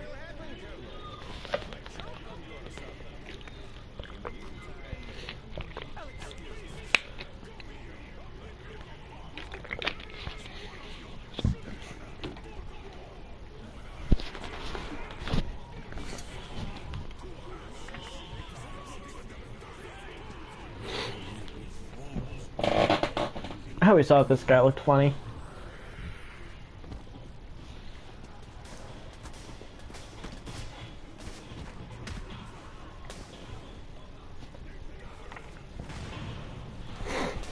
Man, if you've played the DLC, you kind of get the inkling of it here, but like Sam is just a total badass.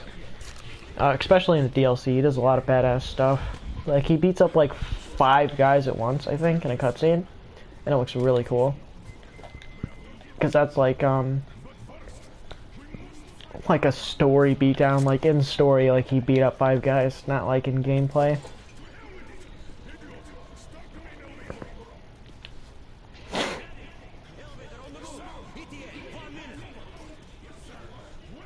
Okay, now we just need to hold off here because an elevator is coming down. You can see it up there, and it's gonna come all the way down to here, and then we get on it, and then we get out of here. Don't be afraid to like just really like let loose with your ammunition because you'll get a bunch of it when you get on there. Even in hardcore, you do get rewarded with a lot of resources the second you get on there. So it's best not to worry too much about spending a lot of ammo here.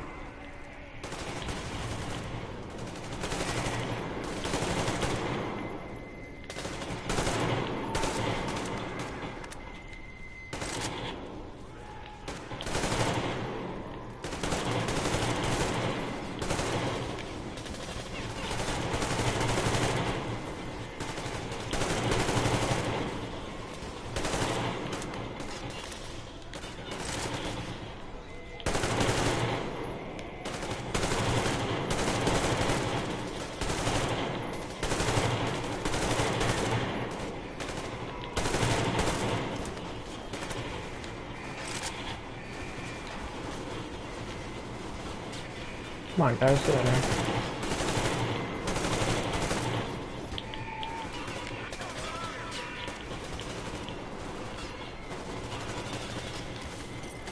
Top up, yeah, literally, totally back to full ammo. Nice. Man, that'll like never not be satisfying me. Just that clink noise that you hear when you feed around into the receiver, like that kerchink noise. Super nice, super nice.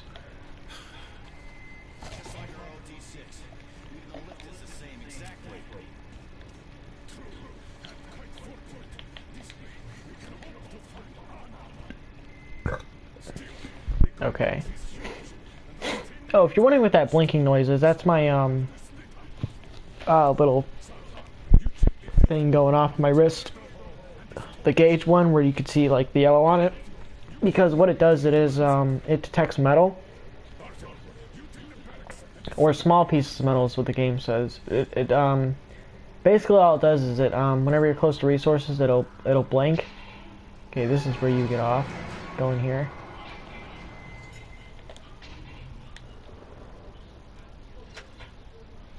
Okay, we'll be switching to the shotgun. Gotta turn back the power. I wish you could turn the power back off. That'd be cool. So I could like use my night vision goggles and these guys would be like basically fighting blind. But yeah, basically we're just gonna be going Rambo on everybody.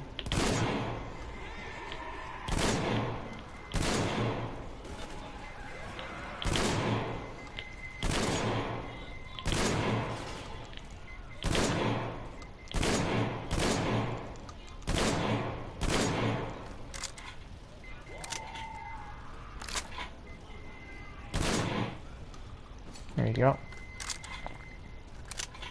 Not too bad of a first room.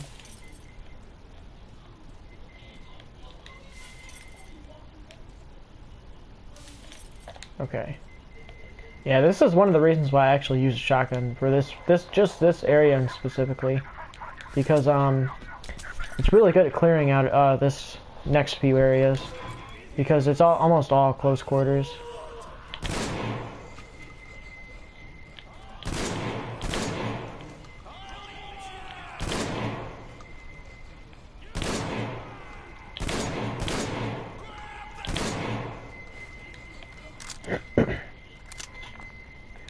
Man, I will apologize for putting on the metal detector. That's probably awfully annoying to you guys.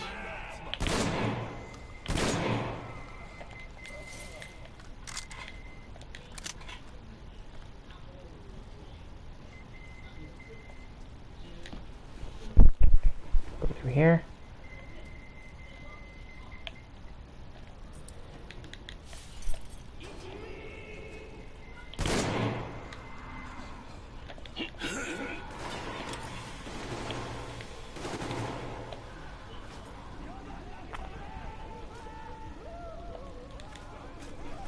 Okay, we're gonna craft some stuff real quick in events where it's safe.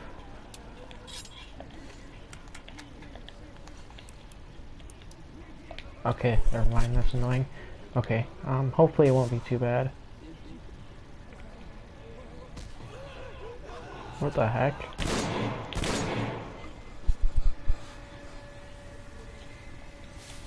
I don't know why he hit his own guy. That's weird. Oh crap.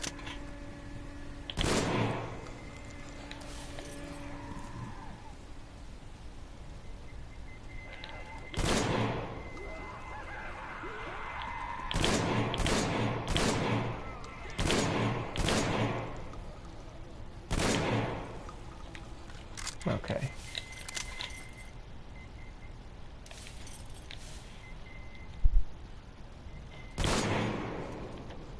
Oh. It's one of the, that's the first green laser you get access to. I'm actually going to put that on my shotgun. I, quite like the green lasers. The infrared ones. Oh no, this is a different type of laser. This one's good too. Because when you it works when you activate your night vision goggles. Which is, I think it's the only one in the game, actually. So if you miss it here, it's just gone. Yeah, I was mistaken about that. You get the infrared laser there. Okay, we're gonna want to switch to the AK for a second.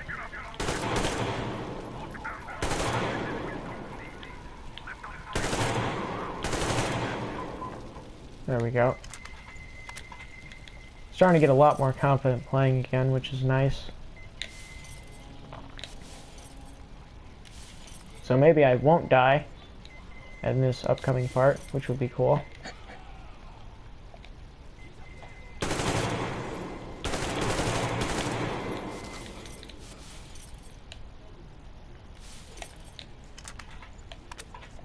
Okay. And I really hope that there's a,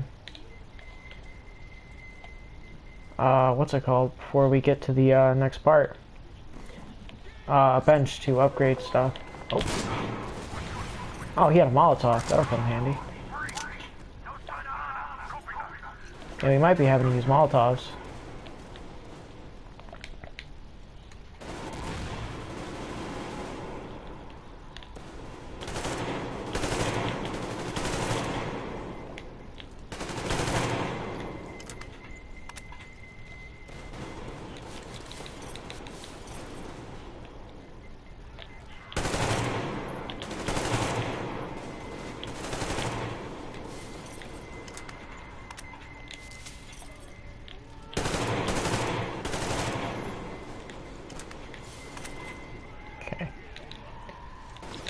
Doing pretty good so far.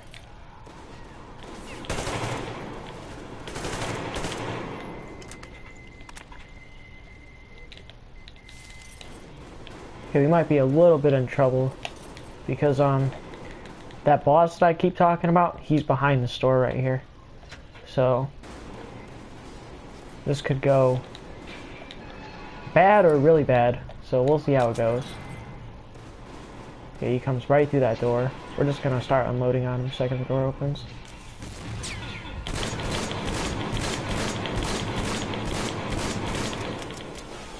Holy crap.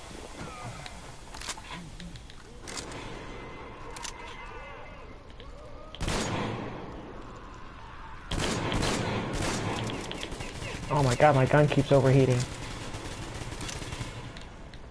That's the one thing that sucks about the Shambler, it overheats super easily. Okay, okay, okay. I think he's dead. I think. Hopefully. Nope.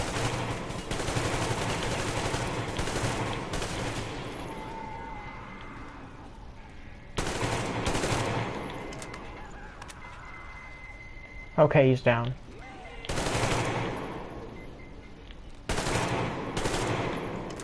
Okay, not too bad, not too bad, not too bad. And the best part is we can get a bunch of ammo back. Oh, don't catch on fire.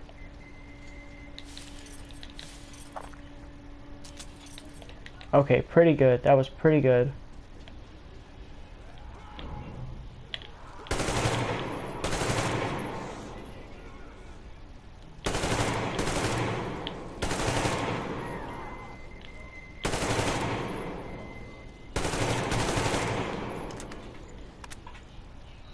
Okay.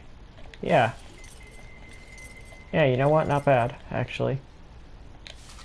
Not too bad, if I do say so myself. I think I'm starting to get, more comfortable with the game again. Here's Ana, by the way. That's who we were looking for this whole time. Artyom, I'm new. Behind you. Once again with the good old getting attacked by a guy while we were talking to Ana. Running it back.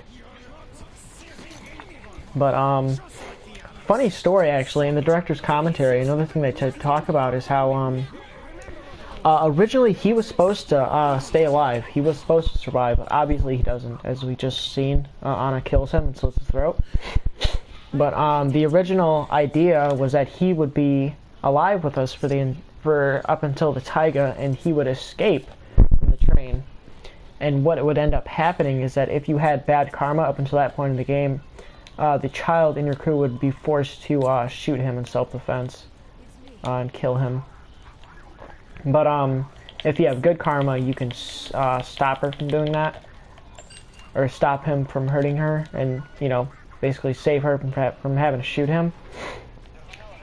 But it was I think it was scrapped for other reasons. Like, they didn't like how it flowed with the rest of the game.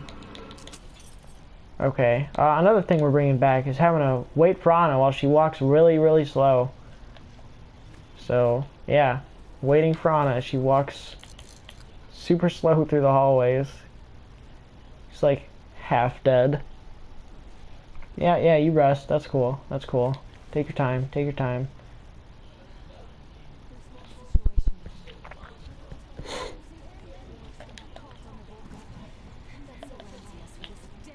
Oh man, you haven't seen anything yet.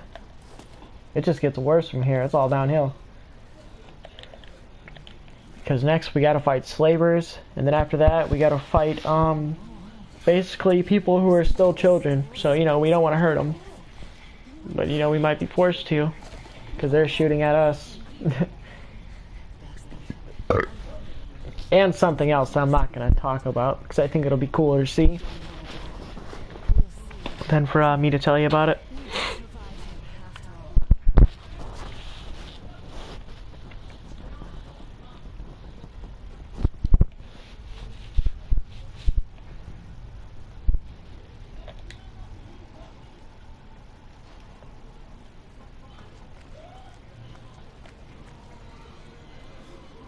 Whoops. Oh, you can't shoot him. I was gonna see what happens if you shoot him early.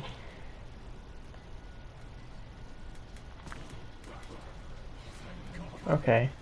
Oh, I think something that I will show off is the dev room real quick, because there is a secret dev room that you can access in this next part, and I'll try to, just for fun. I'll try it like once or twice, but I'm not gonna waste too much time with it, because we won't be taking anything from it, because we have no reason to, because we have everything we need from the dev room.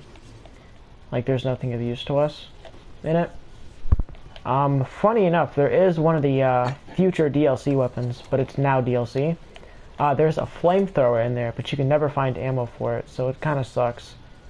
But it is cool to see, though, that you can find the flamethrower before it got put in the DLC. Whereas you play as like this cleaner guy who cleans out the subway tunnels of like sludge and stuff.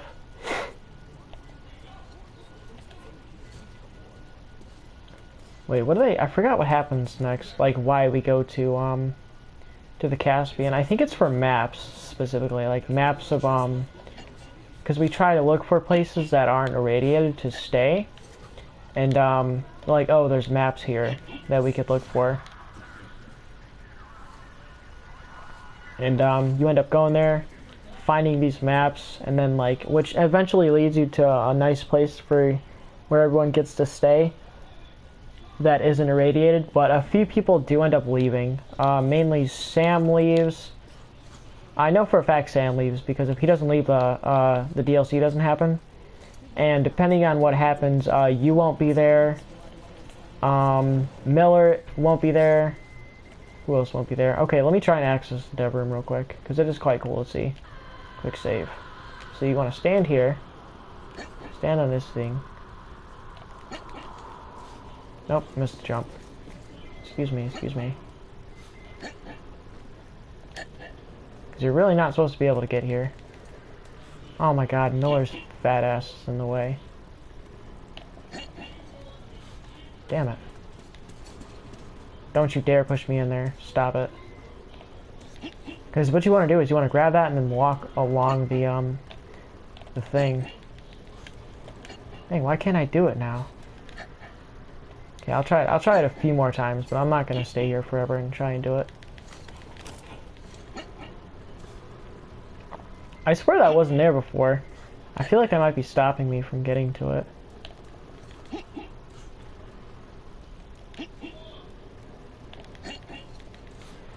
No, you might not be able to do it anymore. Or I'm just bad. That could be the case. Oh, I did it. Okay, okay. Let me quick save real quick again. So let me save scum it so I can just show you guys this thing. Okay, you walk along this. Oh boy. I hate doing this because I get like vertigo. And like a few games where I'm like playing. Oh, why did I do that? Oh my god, why did I look down? But a few games when I like play them, I'll get like vertigo trying to walk along narrow spaces that are high up. Okay.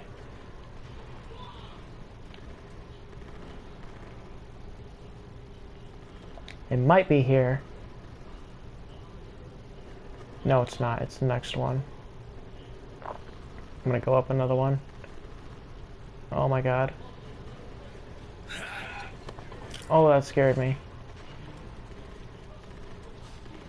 Okay, we'll try here real quick. Wait, no, it's not this way. Sorry, you have to give me a second. I haven't been in the dev room in like... I've only went to the dev room like twice, I think. Once because I wanted to start a new run where I... yeah, this is the right way. This is the right way. You gotta climb up here.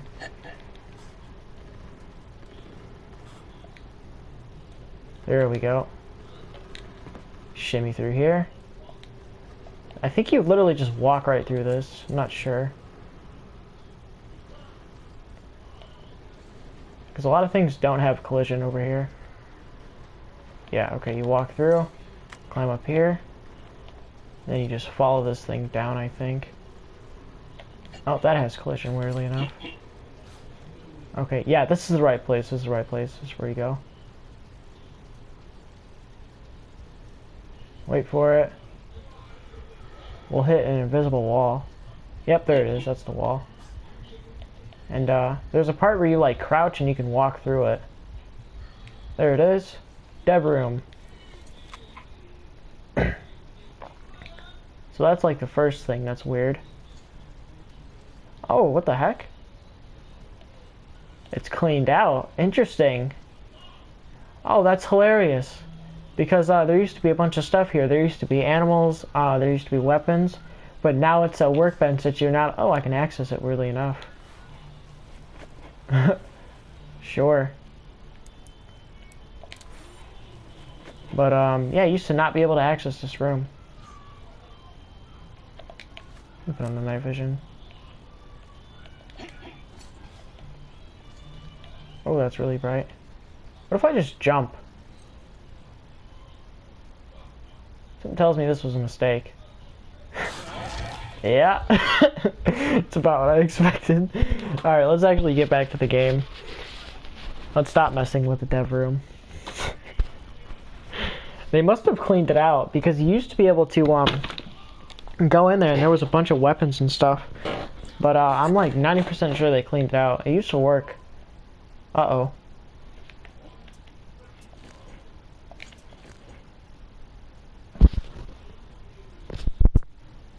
Hopefully this takes us back to our not the dev room save, because if so I'll have to walk back and I'll have to walk across that super narrow beam, which I would really rather not do.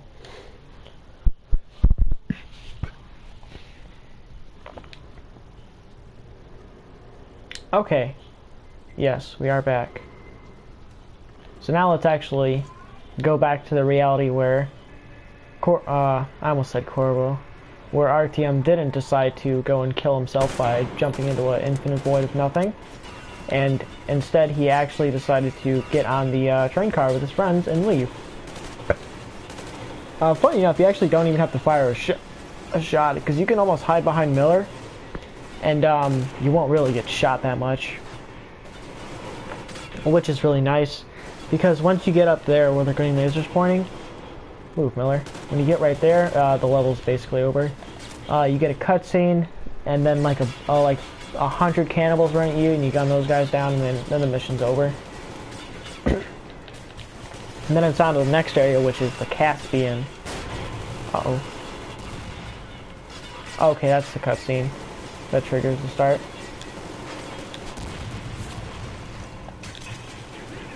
You might not have seen it there, but someone tried to throw an axe at one of us and we dodged it, which I think is just funny.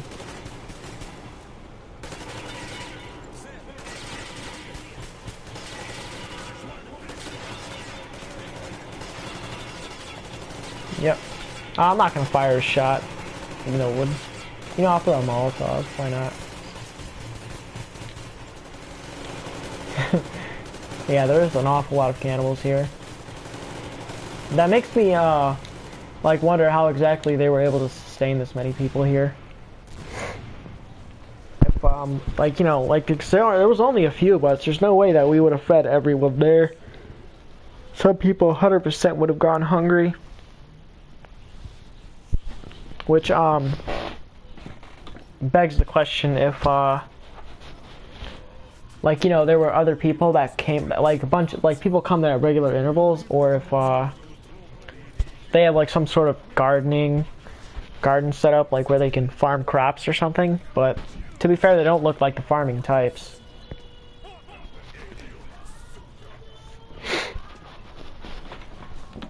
Okay, I think with that done, that officially, like, marks we are 1/3 of the way through the game, if I'm not mistaken, because next is the Caspian, and then after that we go to the Taiga, and then after that is the the Dead City. We have 4 levels left, 2 of which are very large, I think, because I'm like 90% sure next is the Caspian. After that we go to the Taiga, and then after that's the Dead City, which is the final level. Dead City is actually quite scary on Ranger Hardcore, because basically the entire time you are using filters because it's so heavily irradiated there, and even generally you are very strapped for filters in Metro on Ranger Hardcore. And I remember, I swear I made it through and I had like barely any filters. I had less than a minute of air, I think, left by the time everything was said and done at the end of the game. I honestly thought that I wasn't gonna make it, but I did, and man, did it feel so good to like be done with it. Because there's this one part at the end where, like, you know, basically like that signals the game's over. All it is a short drive in a car, and like, man, does it feel satisfying to just drive and like know, like, wow, it's over. Like, it was really hard, but I did do it. I did do it.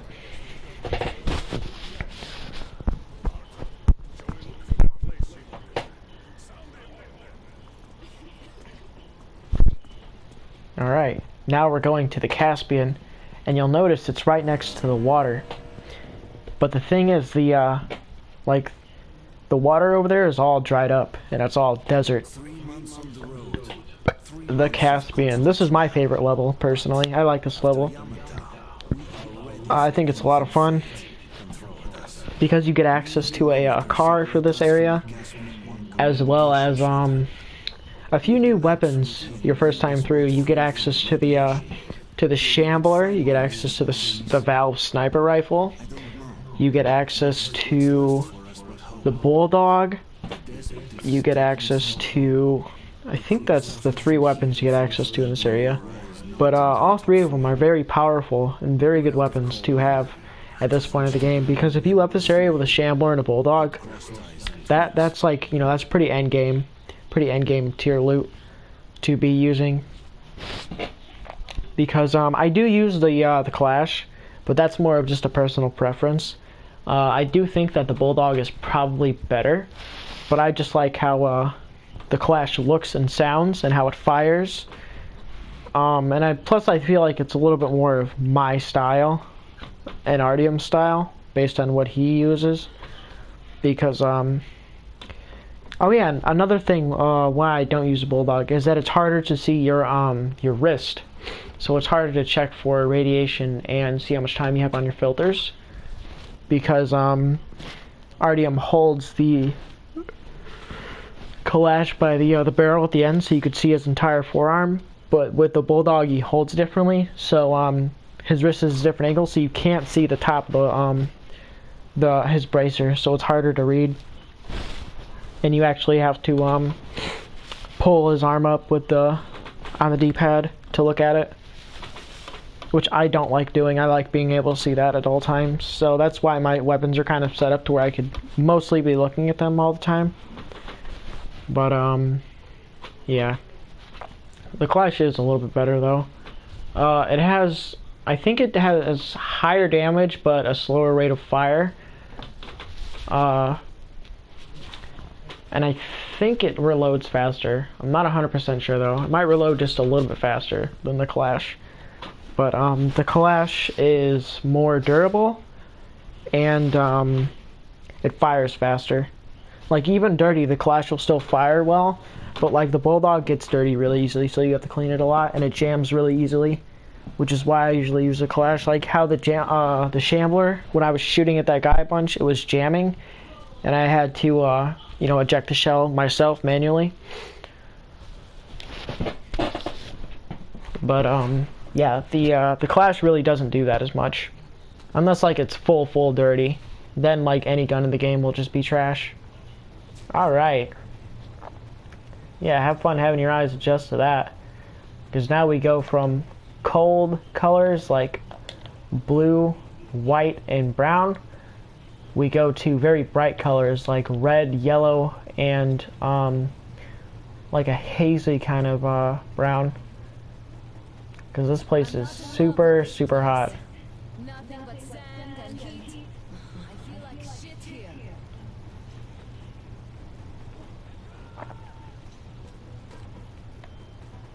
A car. Car should drive up. Yep, there it is. That's the van that you get access to. That you drive around. Funny story, you take that with you too. When you leave. You have the car, and then, you know, I'll show you when we get off, because we have a rail car thing attached to the back of the train. I don't like this welcome either. Let's go. Okay. Can I just go? No, I can't. There's an invisible wall there. I have to wait. They really want me to sit in this briefing. Makes sense, because we pull up some. Yeah, if you follow that little canyon in, you can get a green laser, but I'm not going to do it. But if you follow that little canyon back there behind those rocks, there's a dead man, and on his firearm, there is a green laser, which you can take. Yeah, some of the best mods you actually do get in the Caspian.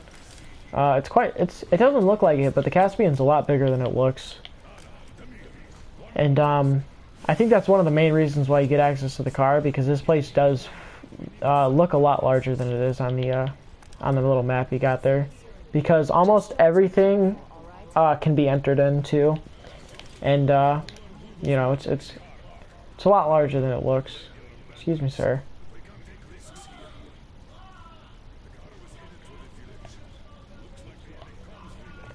Yeah, that's like our first little objective. He's basically telling me to go where the car was headed and check it out. Which Artyom translated as, hey, go there and steal their car. But it's okay because there's no repercussions for doing so. And for me, this is when the game is my favorite because it starts to feel like Fallout New Vegas, which is one of my favorite games ever. Which is set in the desert. Like this right here. Like just standing right here screams Fallout New Vegas to me. And man, I would love to see that so much. Somebody to take this game and try and like remake Fallout New Vegas in here. It would be like a serious work and hack job with this engine. Like you would have to seriously hack it up and put it back together like crazy to even, you know, facilitate it. But it would be something to behold. It would be amazing. You could see a dust storm moving in over there. That'll be honest in a few seconds. Once I get down this road and get closer. We'll be switching to the shotgun and we'll be using a few Molotovs in this section.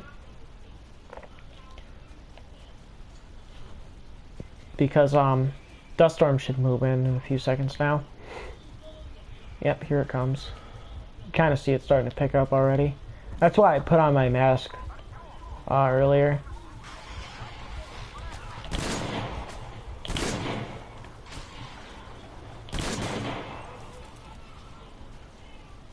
There's the car. We can't take it yet.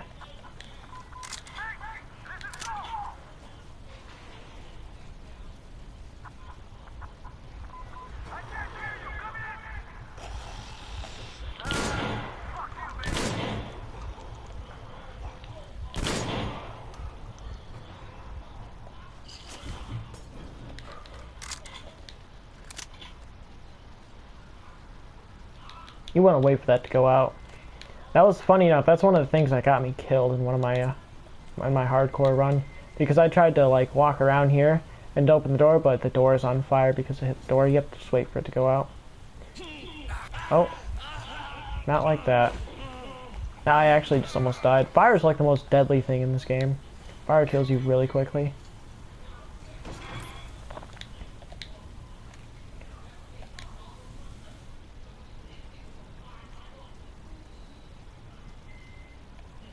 Okay.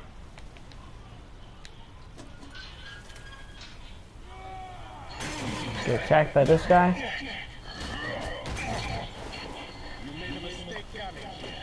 Oh, did I?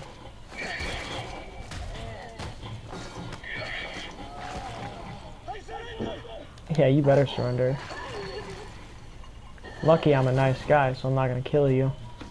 But I will be robbing you. Thank you. That's the key to the car, by the way. And you want to be out of here in pretty quick, because those demons will come by and get you if you're not careful. Man, that looks cool. Okay.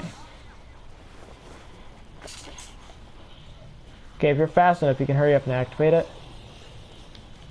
Nope, I wasn't fast enough. Got it. Okay.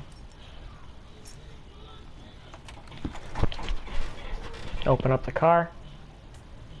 And these guys will start crawling on it. You gotta fight them off.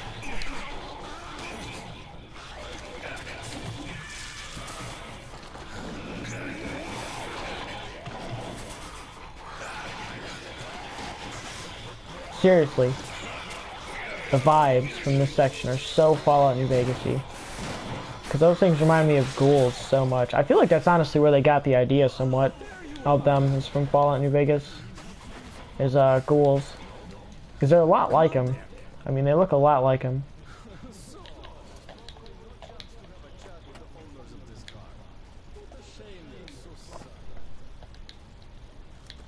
Okay.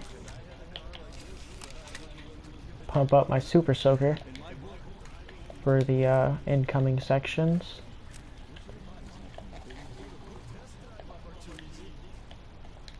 Come on, dude. Please get out of the car.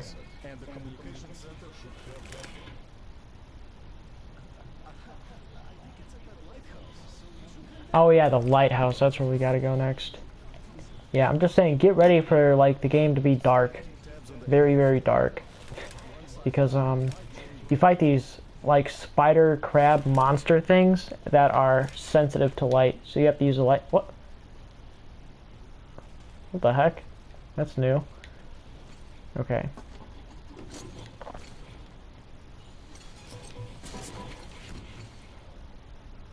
In the car. You get used to it pretty quick. Pretty simple. The driving controls are very obvious what they would be. Perfect. We are ready to go. Which is, whoops, which is that way.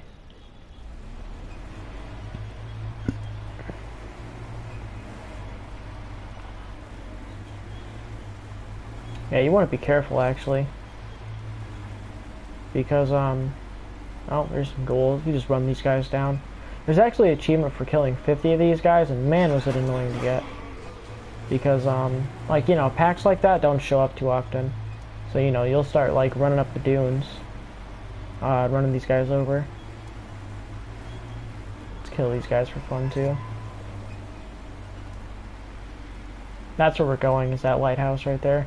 Which is another hint that this used to be in the water.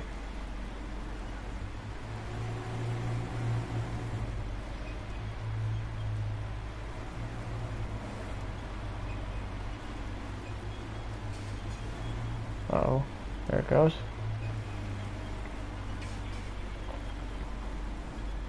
Okay.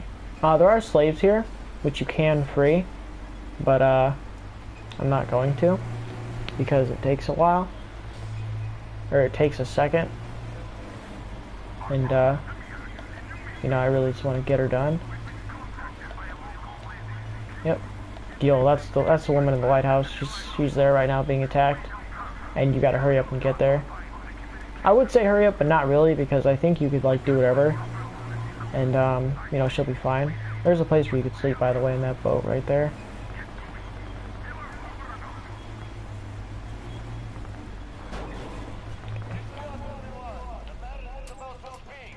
Okay. Yeah, you don't gotta worry about the car, it gets moved for you. Which I find funny, because how did it get moved? Because you have the only key to it. I don't think you need your mask, but I'm gonna put it on just in case.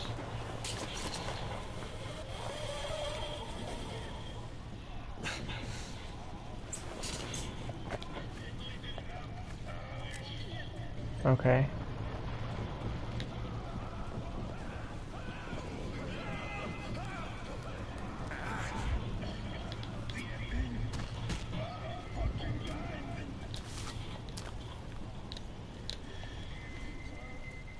Okay. Need to go through here. Up the path. Need to be careful right here, because there is, I think, 3 or 4 guys. But we're gonna go all John Rambo and kill him with a knife. Kill the first guy with a knife. Yep, there he is.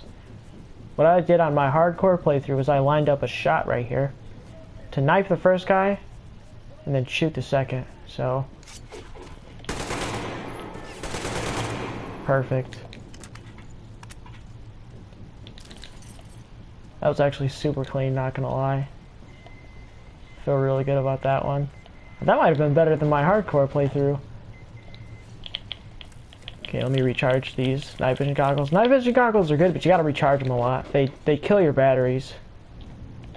Speaking of that, they're done for, because we won't be using them again for a while. Okay. This part, you want to be awfully careful who you do and don't kill, because some of these guys are slaves. And if you kill any slaves, you get the bad ending for this area, so it's better to run up to these guys and just knock them out, knock everyone out.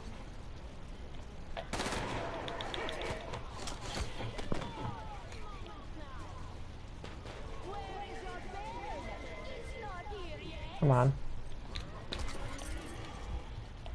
Uh-oh. Oh, I can't sprint. Uh-oh. Okay, he's done for.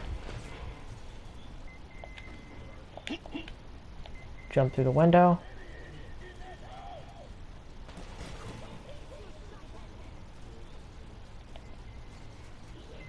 I think that's everyone. Because, yeah, in this game, your companions, like, they do not fuck around. Like, AI, they're actually useful. They do take shots and kill people all the time. They aren't like, oh, there's a guy right there. Okay, he's down. Oh, there's another one. I don't know how they didn't hit me there. These guys got some of the worst aim I've ever seen. That's funny. Okay, we're gonna collect just this little bit of ammo here, because we're not gonna be using our AK for a while, but we will be using it at the end of the section when we go to, I think it's all the way over there. Yeah, because you go up there later in the game, and it's a massive shootout where you fight another armored enemy, which is pretty tough as well.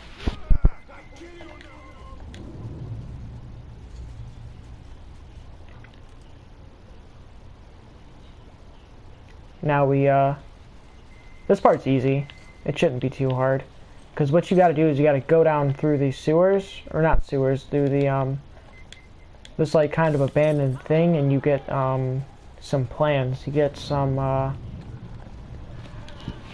the maps that I was talking about earlier. You go get maps that tell about where radiation is, and if you saw that blue light that flashed for about half a second, that means that I did something that was considered a good karma, which means that right now I am on track for the good ending of the area. Because to get the good ending, you can't, all you have to do is not have bad karma whatsoever. You cannot have bad karma. Any bad karma whatsoever will mean that you are on track for a bad ending for the area. So like, say for example, I save 2 slaves, which would be 2 positive karma, but I kill 1 slave, which is 1 negative karma. I would get the bad ending of the area, because any bad karma leads to the bad ending of the area. Okay, so now Gil just kind of talks to you for a few minutes. She talks to you about how what you're looking for is about. I think it's like there. Because there's like a basement area where you go into, and she doesn't go in there because there's spiders, which is kind of a joke. It's like, oh, there's spiders, haha, like, you know, you're a wussy. But no, if you actually go down there, those spiders are huge. They are really big. And they have a thick layer of armoring on them. And the only thing that hurts them is lights. So we'll be having our flashlight on for most of the time with us like this. Basically holding this to keep charging it over and over again. We probably won't even use a gun down there. We'll be basically finding what we need, running through it, and being in and out pretty fast. Because the light is actually a really good deterrent for these things.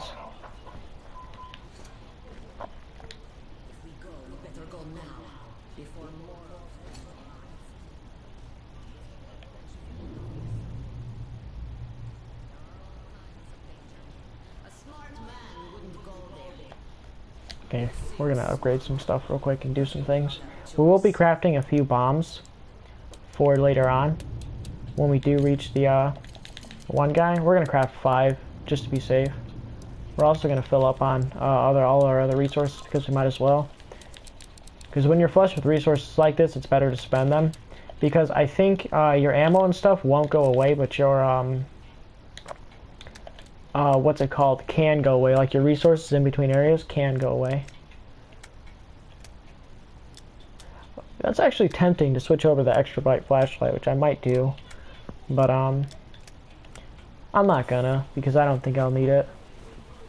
And it's better to just have my night vision on, because I don't think that there's a another. Oh man, this is one of the places that I died on my Iron Man mode run. I kid you not, I jumped onto the thing and I bounced off of it and onto the ground and it killed me. And I was, oh my god, was I ever mad. Because I had to restart the game at that point. And Jesus Christ, did I just want to lose it.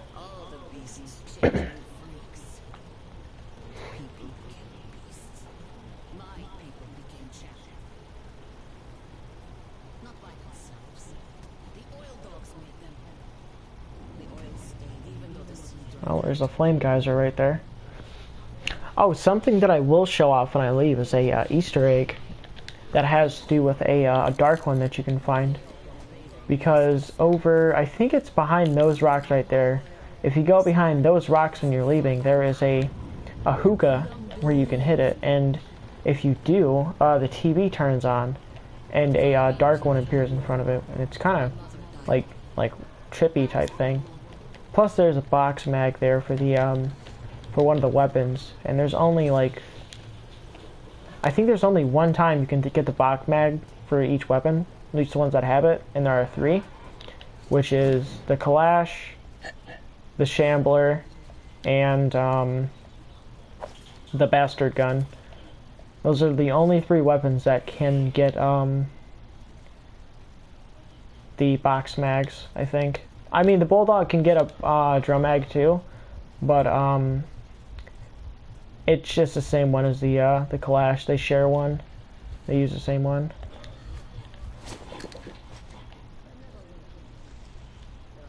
Okay, this is basically going to be us for a while, because we cannot going the wrong way. We just need to like try and emit as much light as possible, because the spiders down here, they're like allergic to light. It burns them, and it's honestly more effective than using guns, funny enough. So it's better to just try and save your ammo.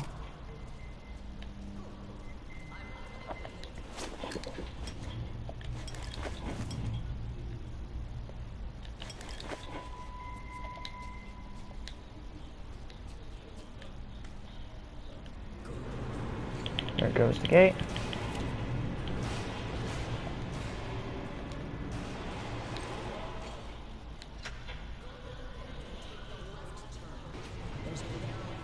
Okay, now this is where we're back to crawling in the dark. Only temporarily though. This section isn't too terribly long. like it doesn't get to the point of being so long that it gets annoying. I feel like it just stays in for as long as it should, and it doesn't overstay as well. Can you see that? Look at that, burns them. Yeah, see, it burns the spiders.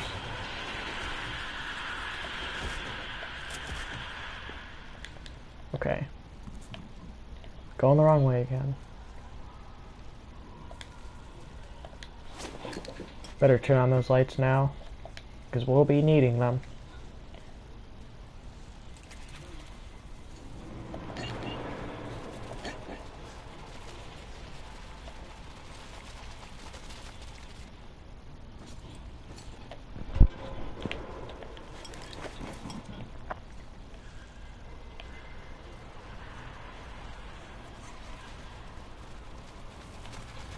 Go in here. Don't worry about the spiders nibbling on you, because they'll be gone. Because we'll turn on the power in here, which you need to do to access a door. Boom, boom. Bang up job.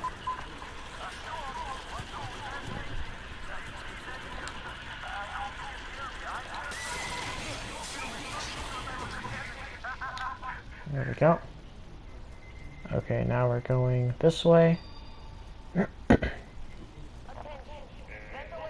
Through here. Through the dark, because of course it's always got to be dark. Man, this isn't even the darkest area in the game, because one section you lose your lights. Like, you lose anything that has to do with power. So you can't use your flashlight, and boy is it annoying. And my controller's almost dead.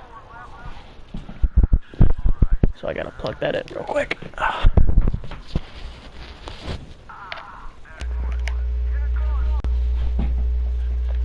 Okay. Yeah, basically the power is gonna be shut off in a moment. Because I think you take the elevator back up, but the thing is to turn on the elevator, like, they needed to turn off power to other things, which meant the lights. So, you know, you have to kind of just hold off the spiders for a while in the dark. But it's not too hard, because you can basically sit in a corner, turn on all your lights, and then just chill. Okay, we'll do the thing for Yule, which is just right here. You just gotta grab that. This is probably like the only side quest that I'll go out of my way to get, because it's not really out of my way. Get this photo of her and her family. There we go. She's that little girl. Perfect.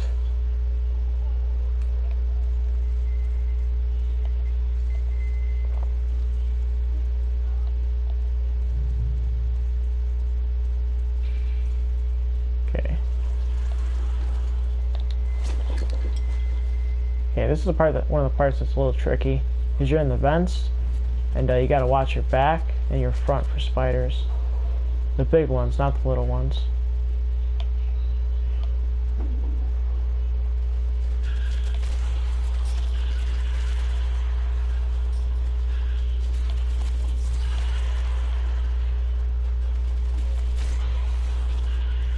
Oh, they're breaking my mask.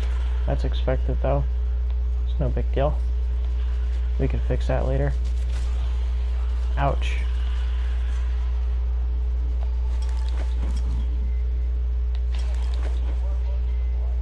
Okay.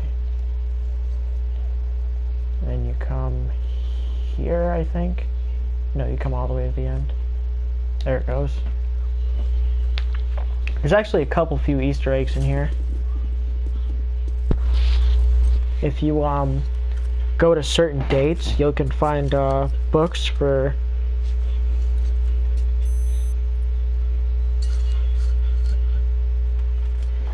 because if you I'll show you what I'm talking about. Gotta find the maps first, which is this one, which I think they're radiation maps or they're weather maps, which like talk about like where like elevation's high or something like that, so you know, like where there won't be radiation at. But if you turn around and you come towards these, so March of 2010 is when the first Metro game come out. And 2013, March, April, May is the second Metro book. And then, let's see. If you come to 2001 and you go to September, there's a plane. What else is there? I think there's one where there's like alcohol or something like that, talking about, yeah, you can drink it. I don't know why I just drank it, but it's I think it's talking about a Russian president or something like that who died, or he wasn't a president, he was a dictator, but a Russian dictator who died, and he was a fan of alcohol. So, you know, they put some booze in his month and year that he died, so you can get that too. Just a few Easter eggs in there. I think there's more, but those are just the ones that I remember. Okay, so this is where it gets tricky because there's no power now. So you just have to kind of leg it, because those spiders are going to be coming for you, and you know, there's no like lights on to protect you.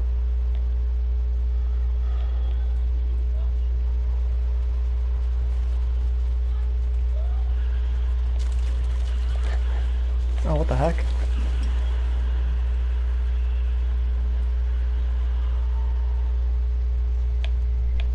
Okay, the trick is, what I just do is I put myself right here and I don't move. And I just keep my lights on. Yeah, see, usually it gets them. Oh, keep the light on though.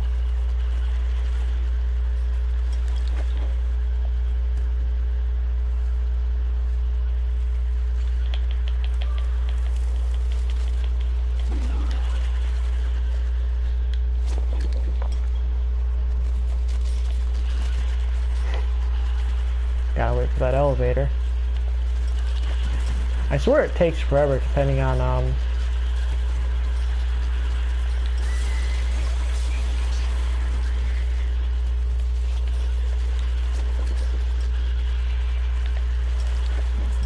come on.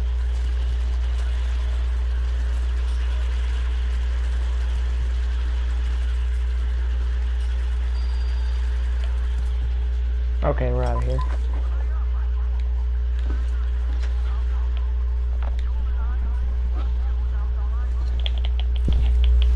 Not too bad, not too bad. Pretty easy. Oh, and I didn't fire a shot like I said, because this last part's pretty easy. Yeah. Your, Gil and Demir, one of your friends is up here firing at these guys, but, like I said, they don't really mess around. Watch, they'll kill these guys themselves. Yep.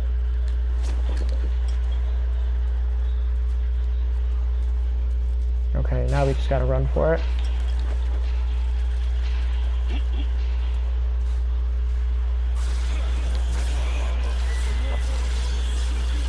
Kill him. There we go. Okay, now we just wait. And they'll catch up to us with the dark slowly taking everything back, where these guys are strong. But we're out of here. And a Molotov for good measure.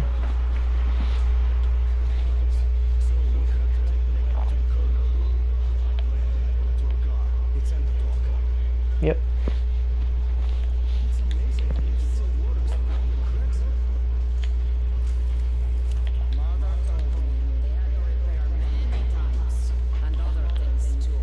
Alright, now you give her that painting, she'll be thankful, and she'll give you a canteen to give to the little girl on the train. Thank you, Auntie Alma. This is for you. Father gave it to me when I was little. Damir says there's a little girl on the train. Give it to her. Maybe. Okay, well, I'll give that to her if I remember to, but I might forget. So if I do, oopsies, I guess. Oh yeah, you can't enter the car from that side. Okay, we are out of here. I think now we need to go back to the train.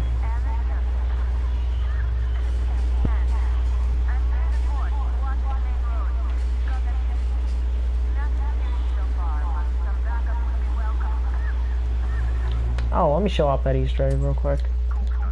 Show you what I was talking about so I don't sound crazy. Come over here. Oh, there it is. If you hit some fat doinks on this. There we go. Watch.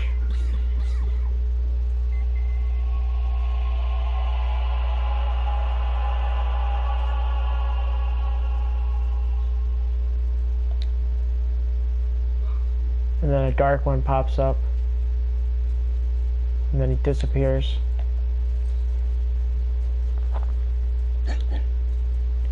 Yeah, dark ones were super creepy. Because they really were like that. Like, they could just, like, vanish in the thin air. Like, almost like teleport. That does raise the question if dark ones only existed in Russia, or if they exist everywhere else in the world too. And like you just killed a bunch where you were.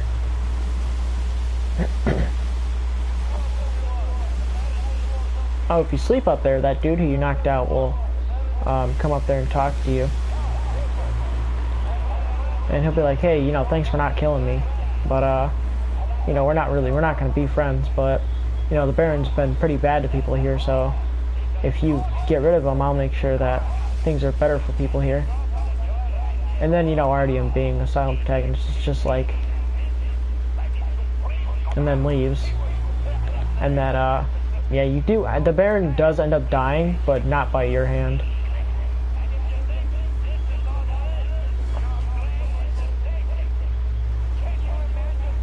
Okay, Anna flags you down to talk to her, but I'm not gonna stop because she wants you to help her take out this place. She's actually a pretty good sniper. She actually does will pick up quite a few kills. Here, we're gonna check some real quick. Okay, that's what I thought. Whoops. Okay. Yeah, we're going back to the train.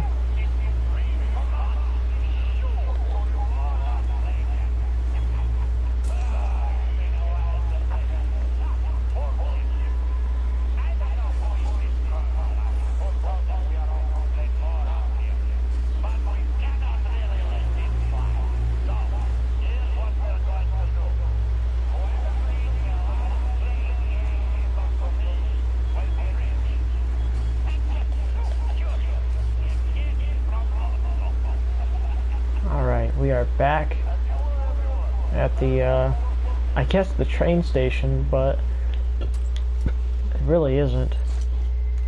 But it's just where we're camped. The next problem we have is that, you know, everyone's really thirsty because there's no water. Okay. So, you talk to the Colonel and you bring him those maps. If you could just move real quick. Okay. Guess we have to talk to the Colonel first. But, you talk to him, he basically talks about how, like, you know, oh, the people here are thirsty, we need to get water, and we're gonna have to steal it because they won't trade with us. And, or no, the things that, they only trade in women, I think, because, he says that, like, we tried to trade, but the only payment they'll take is the women, and, you know, he doesn't want to do that. We'll let Artyom get a drink of this. I'm pretty sure that's tea, so he can have that. Oh yeah, also the engine runs on water, I'm pretty sure. So, like, you know, we're basically, that's why we haven't just left, because we're stuck here. Because we don't have any water.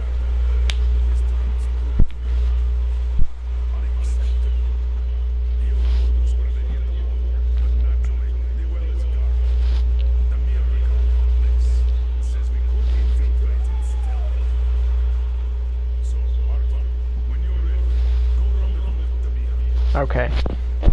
So this is another, like, kind of stealth mission. This one isn't too bad. I can probably stealth through most of it. But I say that and I always get caught, but that's because I'm bad at stealth. Oh, let's give her the water jug, by the way, before I forget. There you go.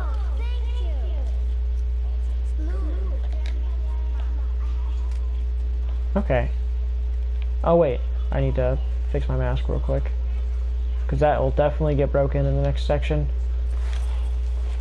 Dang, dude, he just put a bunch of stuff in there. Oh yeah, that's right, because if you already have the part, he puts a bunch of scraps in there instead. Dang, I just realized we're actually full on everything because you know, I don't think I've really even fired that many shots so far. I think I've killed like 2 or 3 mutants, and that's about it for this whole section. Unless I'm just totally misremembering, which I might be, but I'm pretty sure I am, or I haven't. Okay, where do we need to go? Whoops. Okay. Just want to make sure that I know where I'm going. I don't want to accidentally go to the wrong objective, because this place is quite large. And, you know, that would be kind of embarrassing if I was to go somewhere and it be just totally not where I think it is.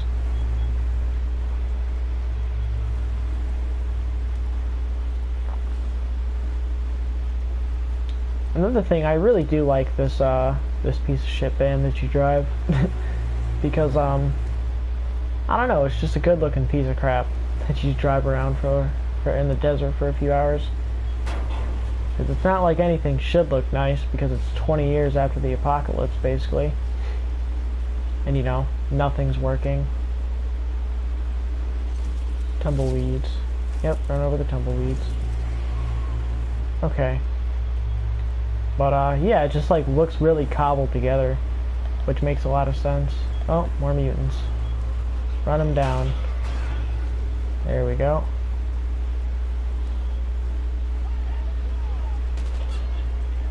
Oh yeah, that's right. I'm pretty sure, yep, there's guys shooting at me.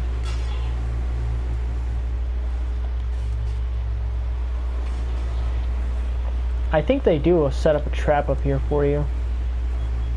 Wait, no, I think that's only if you take the outpost, which I haven't done, so they might not spawn. Because they'll drive a car in the middle of the road, which basically forces you to stop, then like 5 or 6 guys will jump out and start shooting at you. That happened in my Ranger Hardcore playthrough, but luckily, there was a, oh my god, is that bright? There was a massive, storm rolling in, so they couldn't see very well, and I was able to basically walk right up to them and push my barrel of my gun right up to their chest and pull the trigger. But oh, I think this is where it happens. Oh, yep, they're gonna do it anyway. Okay, might have to stop.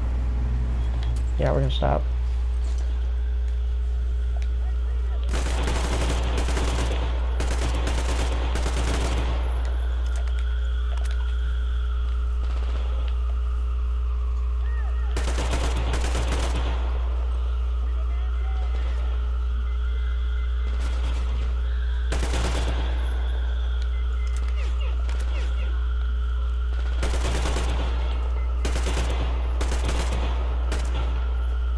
Oh, was he surrendering?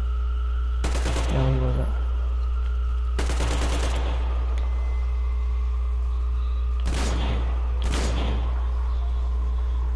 Stay away from me, dude. Oh my god. Ooh. Something that I like, because if you pull out your magazine but you still have a shot in the chamber, you can still fire that round. Okay. Jesus. That was kind of close.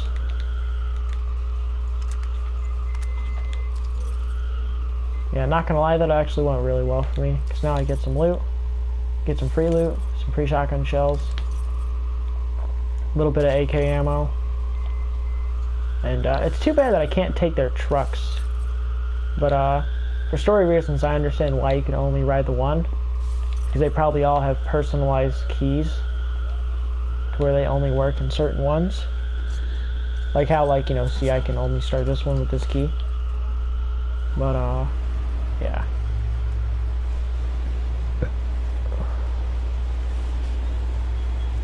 I think we need to go this way.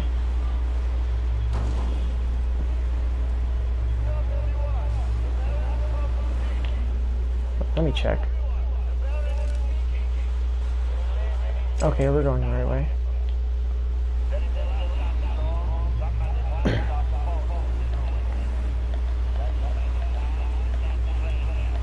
Yeah, they're talking about when I stole the car now. Which is funny. Because, like, we're way past that. Because usually they would have talked about that when we were, riding up there, but since I'm quick about it, I'm being quick about everything. Like, you know, he's only just now talking about it. When we leave here, we'll probably get the dialogue for, like, oh, you know, like, he'll be mad because he'll be like, oh man, I sent like 10 of you up there and you couldn't kill one lady, or you couldn't kill one woman. Like, what am I paying you guys for? Okay, I'm just gonna put my gas mask on now. Goggles too, because we're gonna be using them soon. Also, we're gonna be switching to the Shambler. Okay. Man, for collecting stuff, this place sucks, dude, because it is so hard to navigate through here.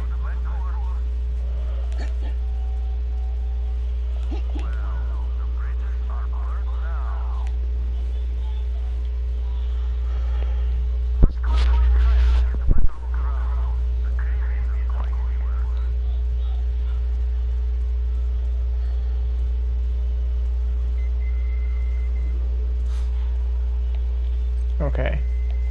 Now we're just basically waiting here for a second for him to catch up. Because, we boost each other up into that little cave. Yep, there he is. He's coming.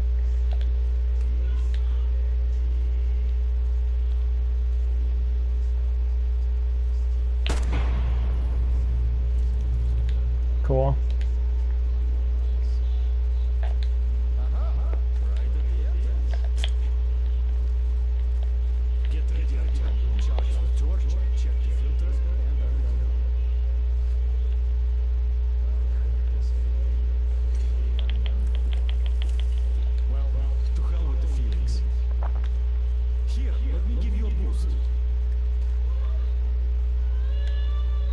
Okay.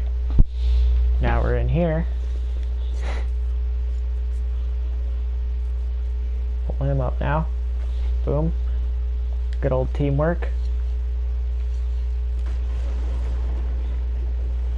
Speaking of teamwork, time to run ahead with my torch out. That way I can just, I mean my ladder, not my torch. With my ladder out, that way I can run through the spider webs. Because we're not to the stealth encounter yet. You kind of do that by yourself. But for this first part, you and him fight a bunch of mutants. But, you know, obviously I'm going to be running ahead, so...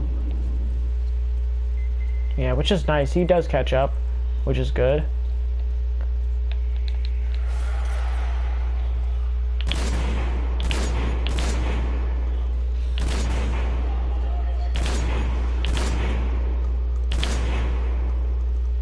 Not bad.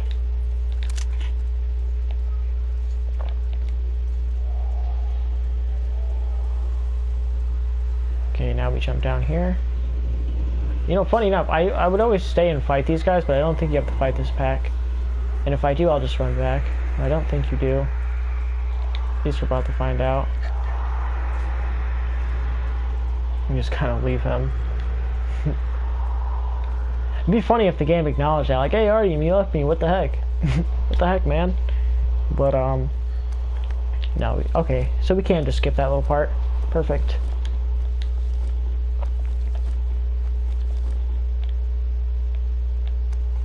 Okay.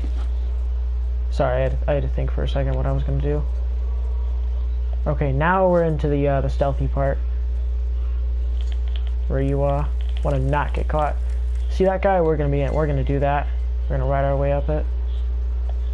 We're also gonna be using a throwing knife on a guard right here because we're allowed to kill these guys, but we aren't allowed to kill slaves. That is the one rule of this area. And luckily, the slaves will not say anything if they detect you.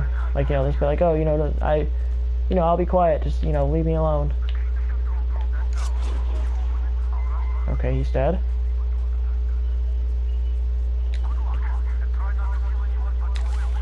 Yeah, see, that's him saying, like, hey, you know, be careful, don't kill any slaves. Okay, we're gonna ride this up. There's a lot of reasons why you want to ride this thing up. For one, there's an achievement for it. For two, you can skip like a bunch of the area doing it. And three, it's just kind of cool. It's kind of a cool thing to like see some guys doing it, be like, hey, I could do that, and skip a bunch of the area.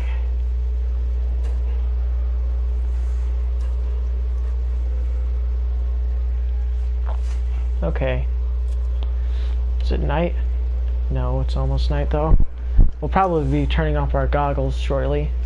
I wish that I would have slept and made it night, because that would have made the section much easier. But you know what they say. We'll just adapt to our situation.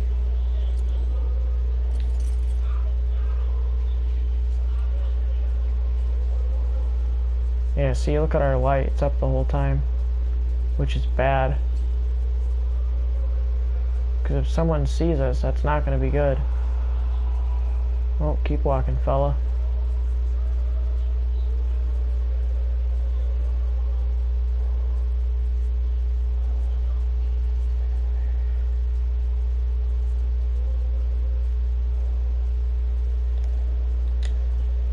Okay.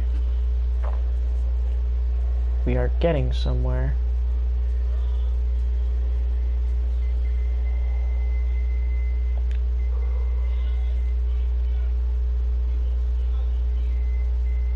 Can't remember if this is a good spot to go up or not. No, we're gonna go up, we're gonna go up.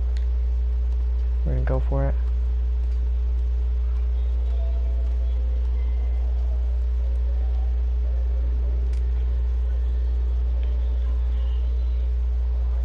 Okay, not too bad. Nope, not that. They're a rifle gun, because we can actually use it.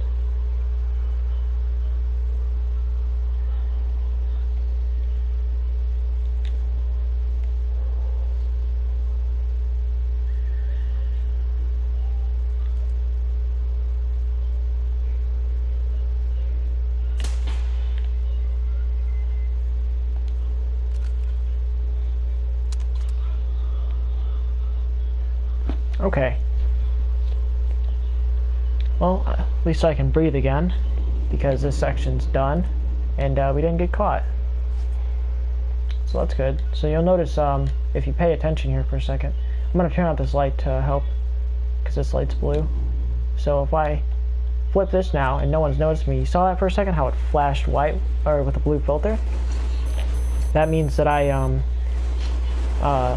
did something that was considered good karma, because for one, I didn't kill anybody, and for two, I didn't start a gunfight, which is good for us, because, you know, we can basically get out without ever getting shot at. Oh dang, was that a dog chasing us for a second?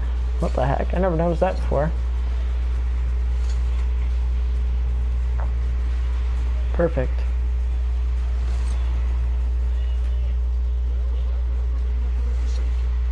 Yeah, it was. Yeah, Artem's getting tired. He's thirsty, man. Running around the desert all day without any water. Man, that's gotta suck.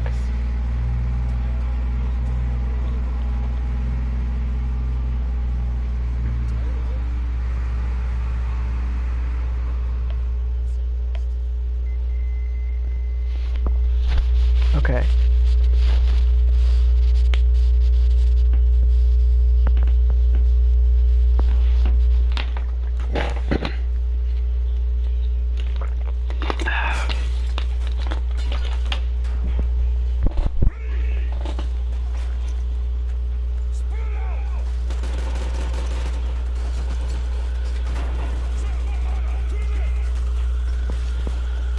Okay.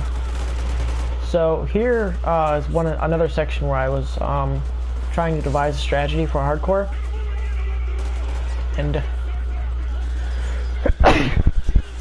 ooh, excuse me. Here's basically the plan that I came up with was immediately go left, because you can kind of flank these guys, but you got to watch out for a few of them, because a few of them are trying to do the same thing as you. Oh, my gun is in bad condition. Yep.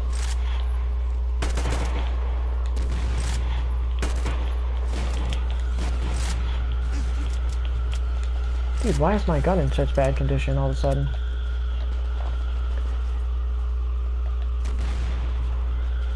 Okay, we're gonna have to improvise now, because,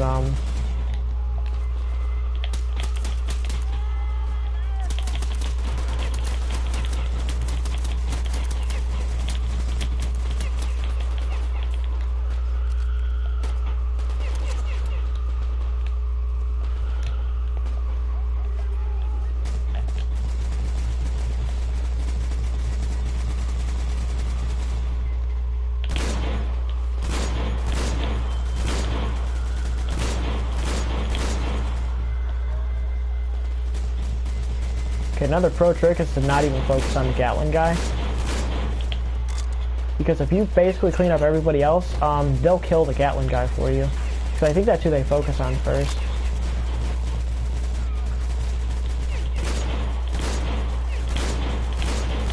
Holy crap. Why is there so many guys?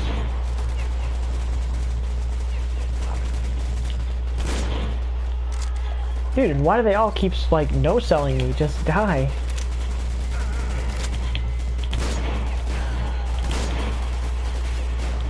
Oh my gosh.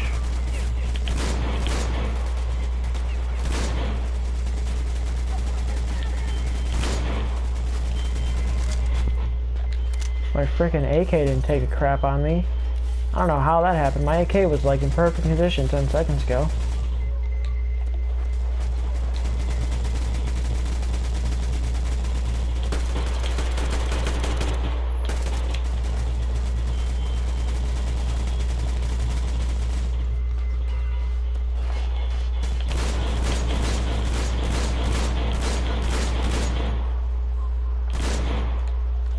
He's down.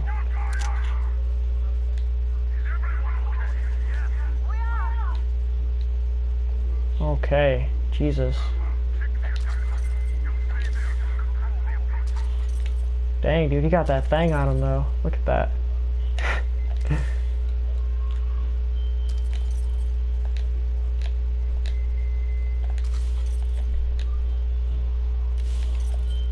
Yeah, I don't know why my AK is in such bad condition. Like, look at it. It's filthy.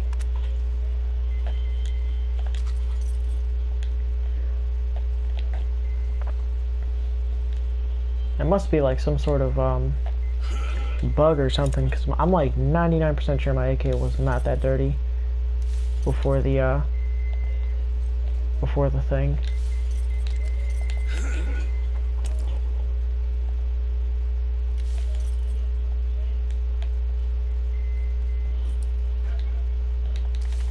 Oh my god, and I had 1 second of air. I have 1 second of air left. That's funny.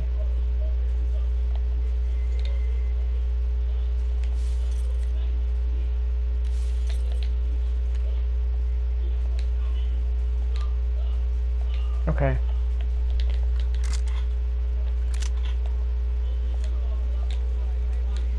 Well, we need to go and refill our, or fix our equipment now. Because my mask is almost broken. My weapons are in horrible condition.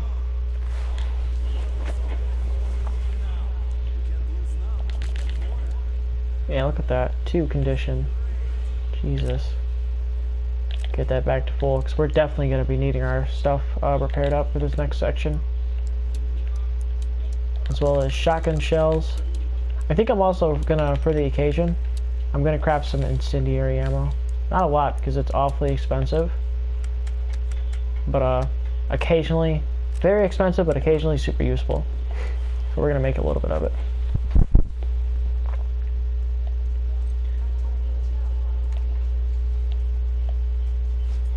Okay. Oh. Whoops.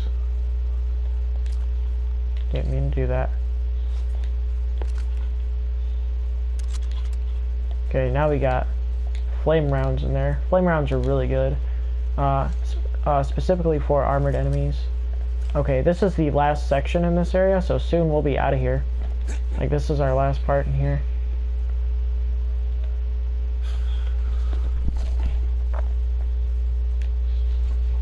Okay, pop on these bad boys. What the heck? That was weird.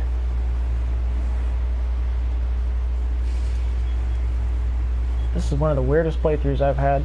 A lot of weird stuff keeps happening.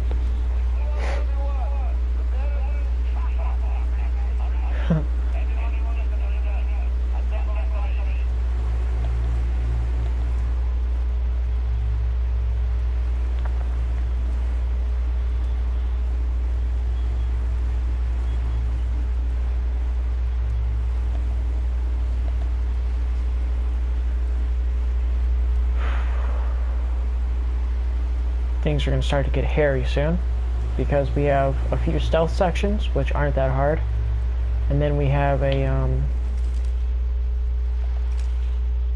man, I'm like way off of where I thought I was, but we have a few stealth sections and then a large gunfight where you're basically by yourself for most of it.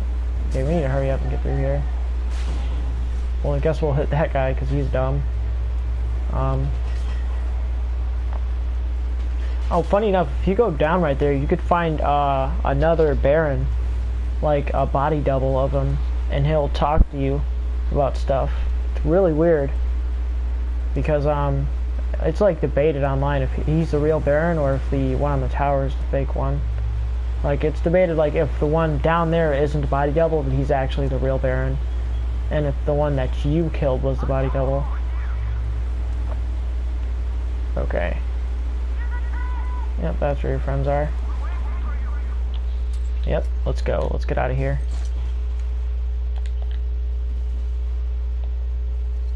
Okay, now we need to go down here. Perfect.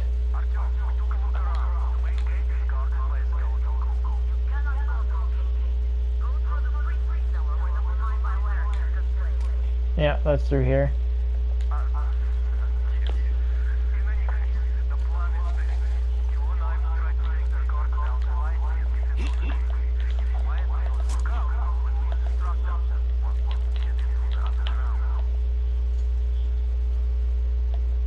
Hey, where are they, bro?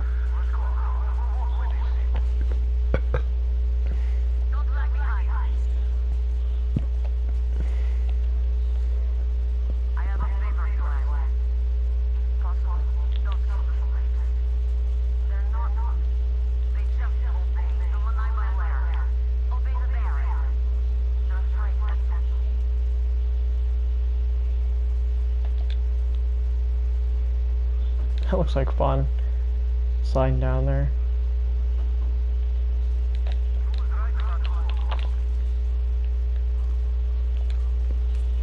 Okay. Make sure this is still loaded. Oh, it's not pumped up. Yeah, that might be a good idea.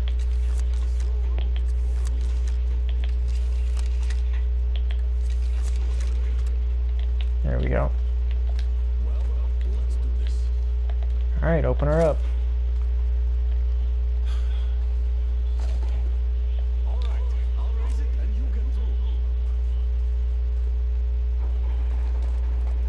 Funny enough, if you stand there for too long, he starts to get like really annoyed. He'll be like, come on, move quickly, this is heavy.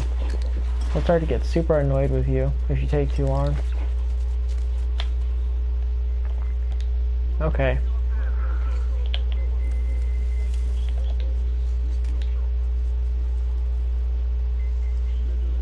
Okay. Trick is, don't knock that guy out right there. Because for whatever reason, that guard that's sleeping will always notice that if you do. So just walk by him.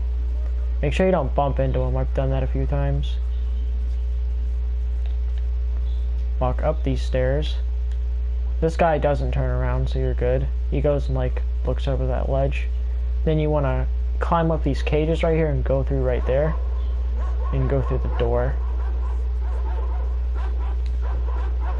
Yeah, because the dogs, that's what's barking at you, is the dogs.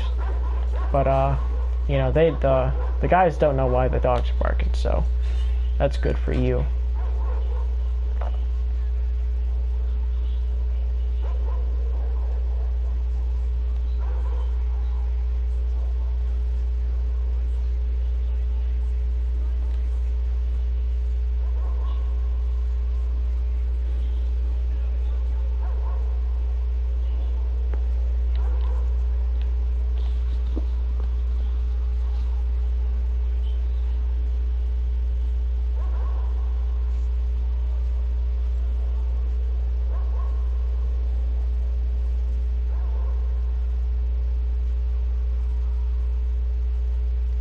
Okay, next. Oh, watch the slave. Don't bump into anybody. Because even if you bump into slaves, they won't attack you, but they will accidentally alert guards as to where you are.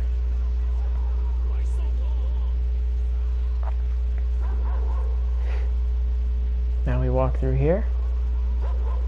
And we go through this little spot. Man, I don't know why, but the dogs would always make me nervous. Yeah, games, especially stealth games, dude. Dogs, whew, gets my nerves going. Because, man, they always catch me. Perfect. Didn't get caught.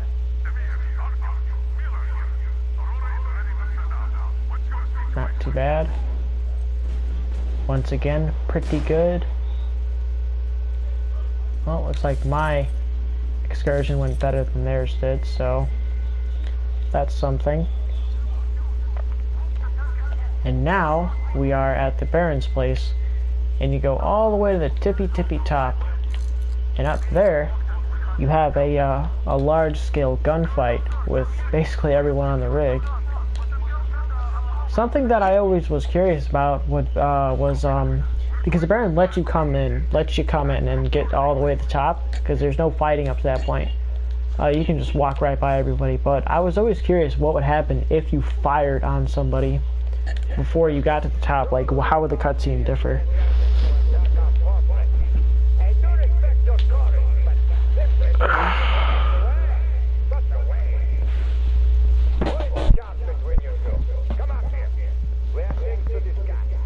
Okay, and they open up the gate for you.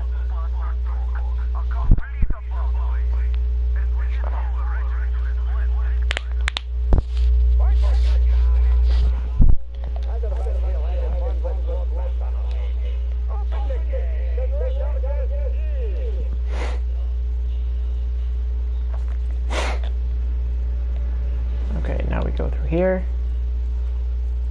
Take the elevator on the left.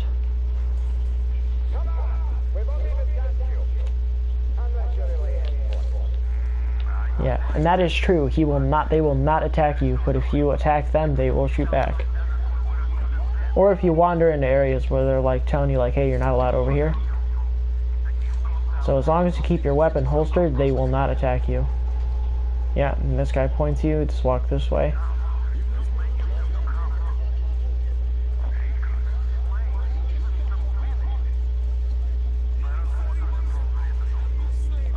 Okay, go up the stairs. Up the stairs. We're starting to get to the nicer areas. You'll notice it gets nicer the higher up you go. Yep, this is like more nicer quarters.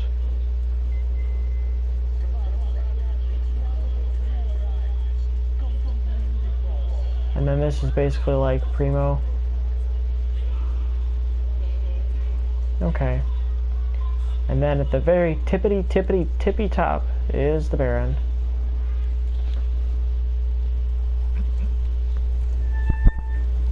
And then you meet him. And boy does it get dangerous up here. Because as nice as this place looks now, it's going to look horrible in about 2 minutes. Ugh. It's like Smo looking things touching me. Take it off my backpack. Couldn't be me. But yeah, that's the Baron, by the way. About what you'd expect.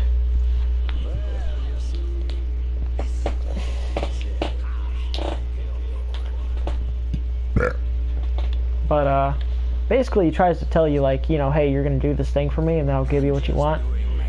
But obviously it doesn't go down like that, because the Baron isn't talked about much more, and he doesn't do a lot of breathing after this section for a few reasons.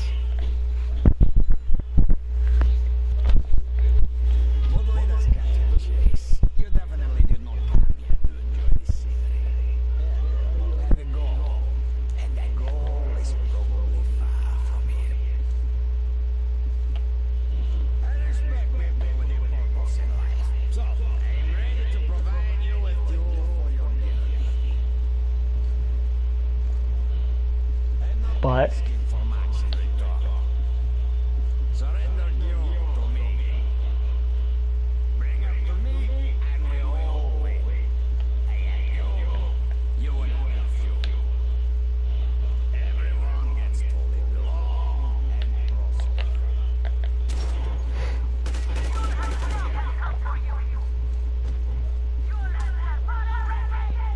Okay. Now you get your gear back. And I'm gonna do what I did in my Ranger Hardcore. You basically want to stay here for until Gil leaves, because Gil's with you for a little bit of it. And then Dimitri helps you at the very, very end. He helps you break through a door. But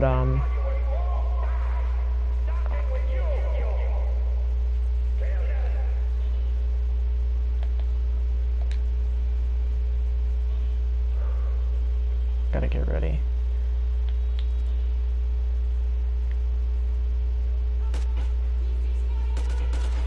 Yep, there's one right there.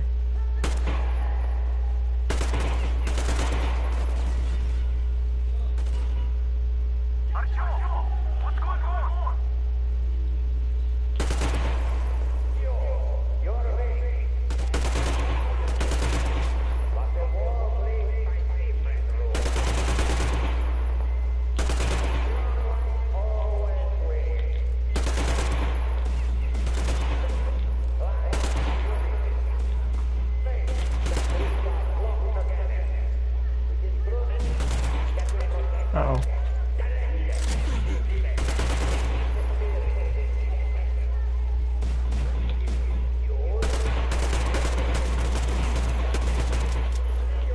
Oh my god, my freaking gun jammed because it's getting hot.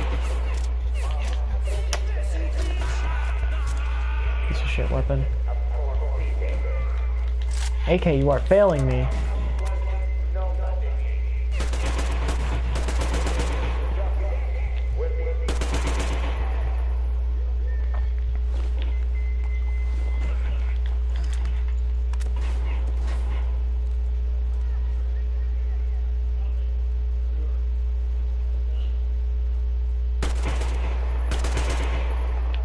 Okay, he's done for.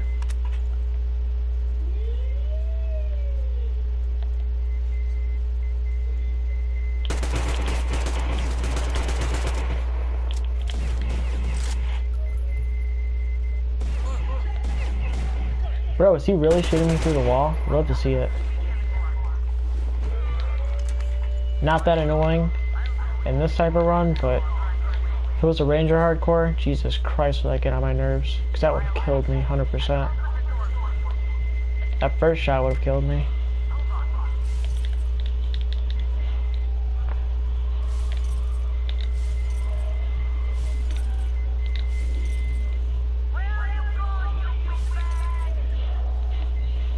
Okay. Oh my gosh.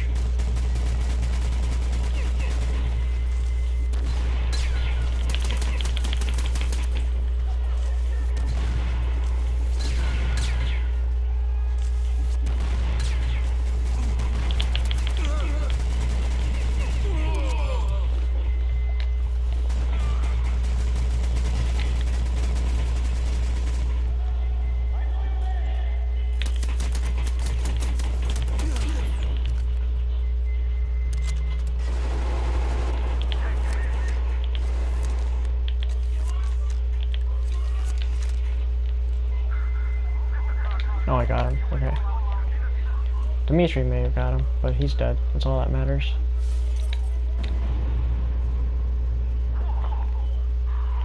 So I was trying to grab was these freaking healables.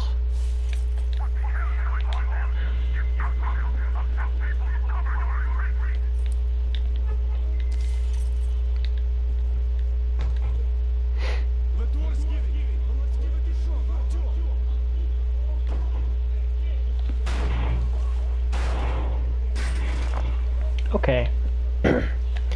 Now I can relax for a second because this is the end of this section. There is no more gameplay. At least for this part.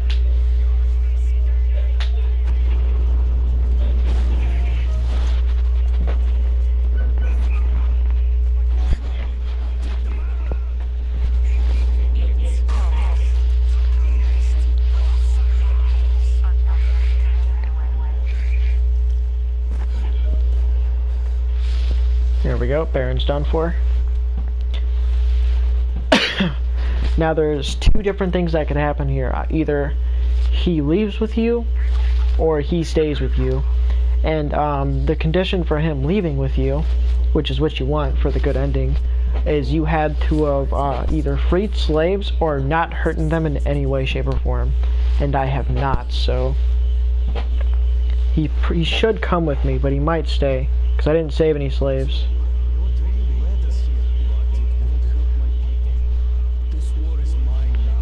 Yeah, he's gonna stay. Okay, that's fine.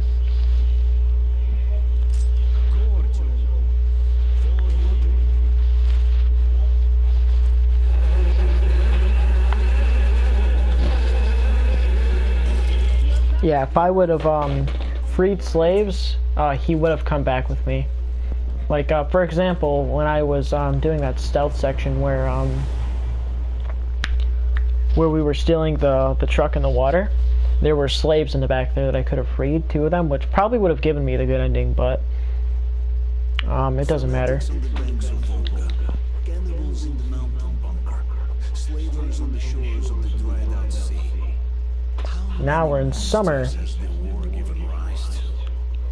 Or perhaps were they always there? And the war simply gave them a chance to show themselves, and now we're stuck with them forever. Wildemir, who stayed in the desert to help Yule lead their people to freedom, beat another monster. The inertia of thought that had been keeping the subjugated locals in willing and ready servitude to tyrants. Back in action. Or no, not yet actually. Because we're in cutscene time. Where we need to set up a few things for the plot. Dang, dude, can you get that bright light out of the screen? That is really bright. And you can see all the collectibles and stuff that I've collected. Because that's what those 2 pendants are right there. They're both collectibles. And once I get up, I'll show you even more collectibles because you collect postcards from different areas, and I think there's about 21 of them in the game. You'll be able to see all of them when I turn around. What does Crest even smoke? It's terrible. In any case, I'm better now.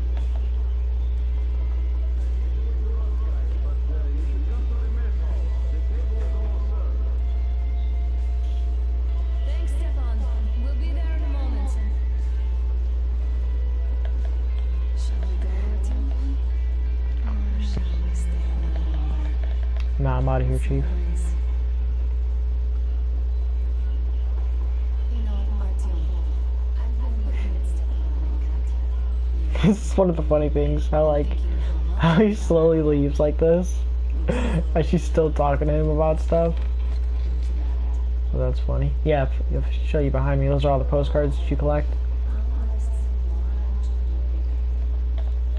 Okay, let's go.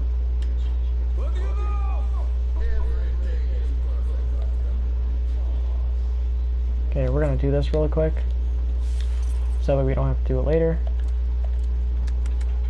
Where's that? Oh, I unlocked the consumables pouch. I don't need it, but that's cool. That I have, it's cool to have. Okay. Actually, it doesn't really matter what I upgrade, but for the very last level of the game, I will be going back to the railgun, because this next section is basically all stealth. It's all gameplay, basically. Okay, we're having a bit of a party, because I haven't really been talking about it, but there's been huge gaps of time in between each level that you play. And Stefan and the woman, I think her name is, what's her name? It starts with a K. It's hard for me to pronounce, but I'm almost positive it starts with a K. But the 2 of them are getting married, and you know, they're celebrating it right now, which I think is quite sweet. I do understand. I can't keep it a secret much longer. After a careful study of the satellite maps we obtained and much deliberation, we found a place we could call our new home.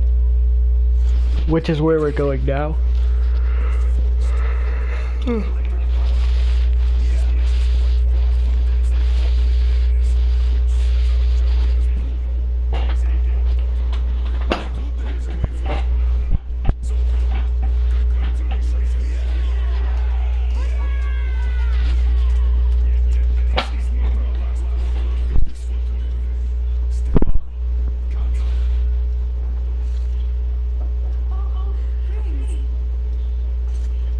I'm curious as to how they made those, or where they found those rings. Because I'm like 99% sure that that ammo is not produced anywhere on the train.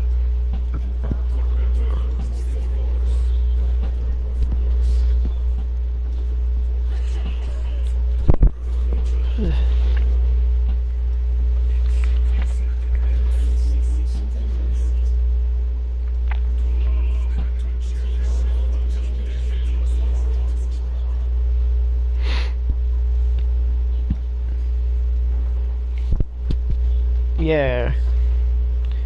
Good for them. Good for them.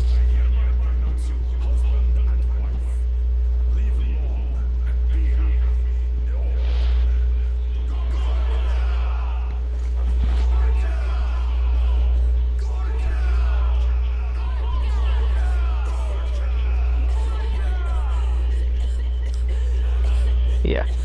But developments in the plot have to happen. And Anna got very sick from the that ammo depot where she fell into, where she wasn't wearing her mask. Yeah, that got that messed up her lungs, something awful. It's been alluded to a few times in the game, but only now it's been getting really, really bad. And that ends up becoming one of your objectives.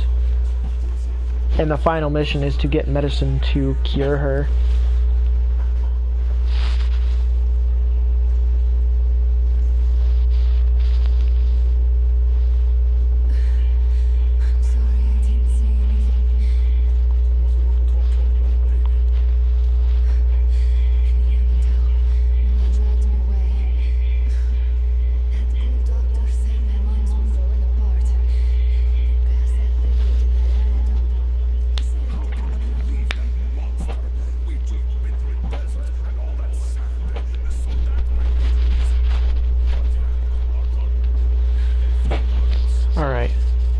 So now we talk about up here Miller talks about the idea of her condition getting worse, which it obviously does, and she ends up being bedridden for the last mission, in very poor health, and you have to go with Miller, just you two, go into the Dead City, which is packed with radiation.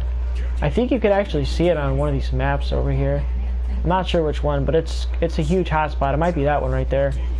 And but it's really, really bad. The radiation's horrible. In fact, it almost kills you. Almost. But actually it can kill you. But I don't think that's the canon ending to the game, where you die.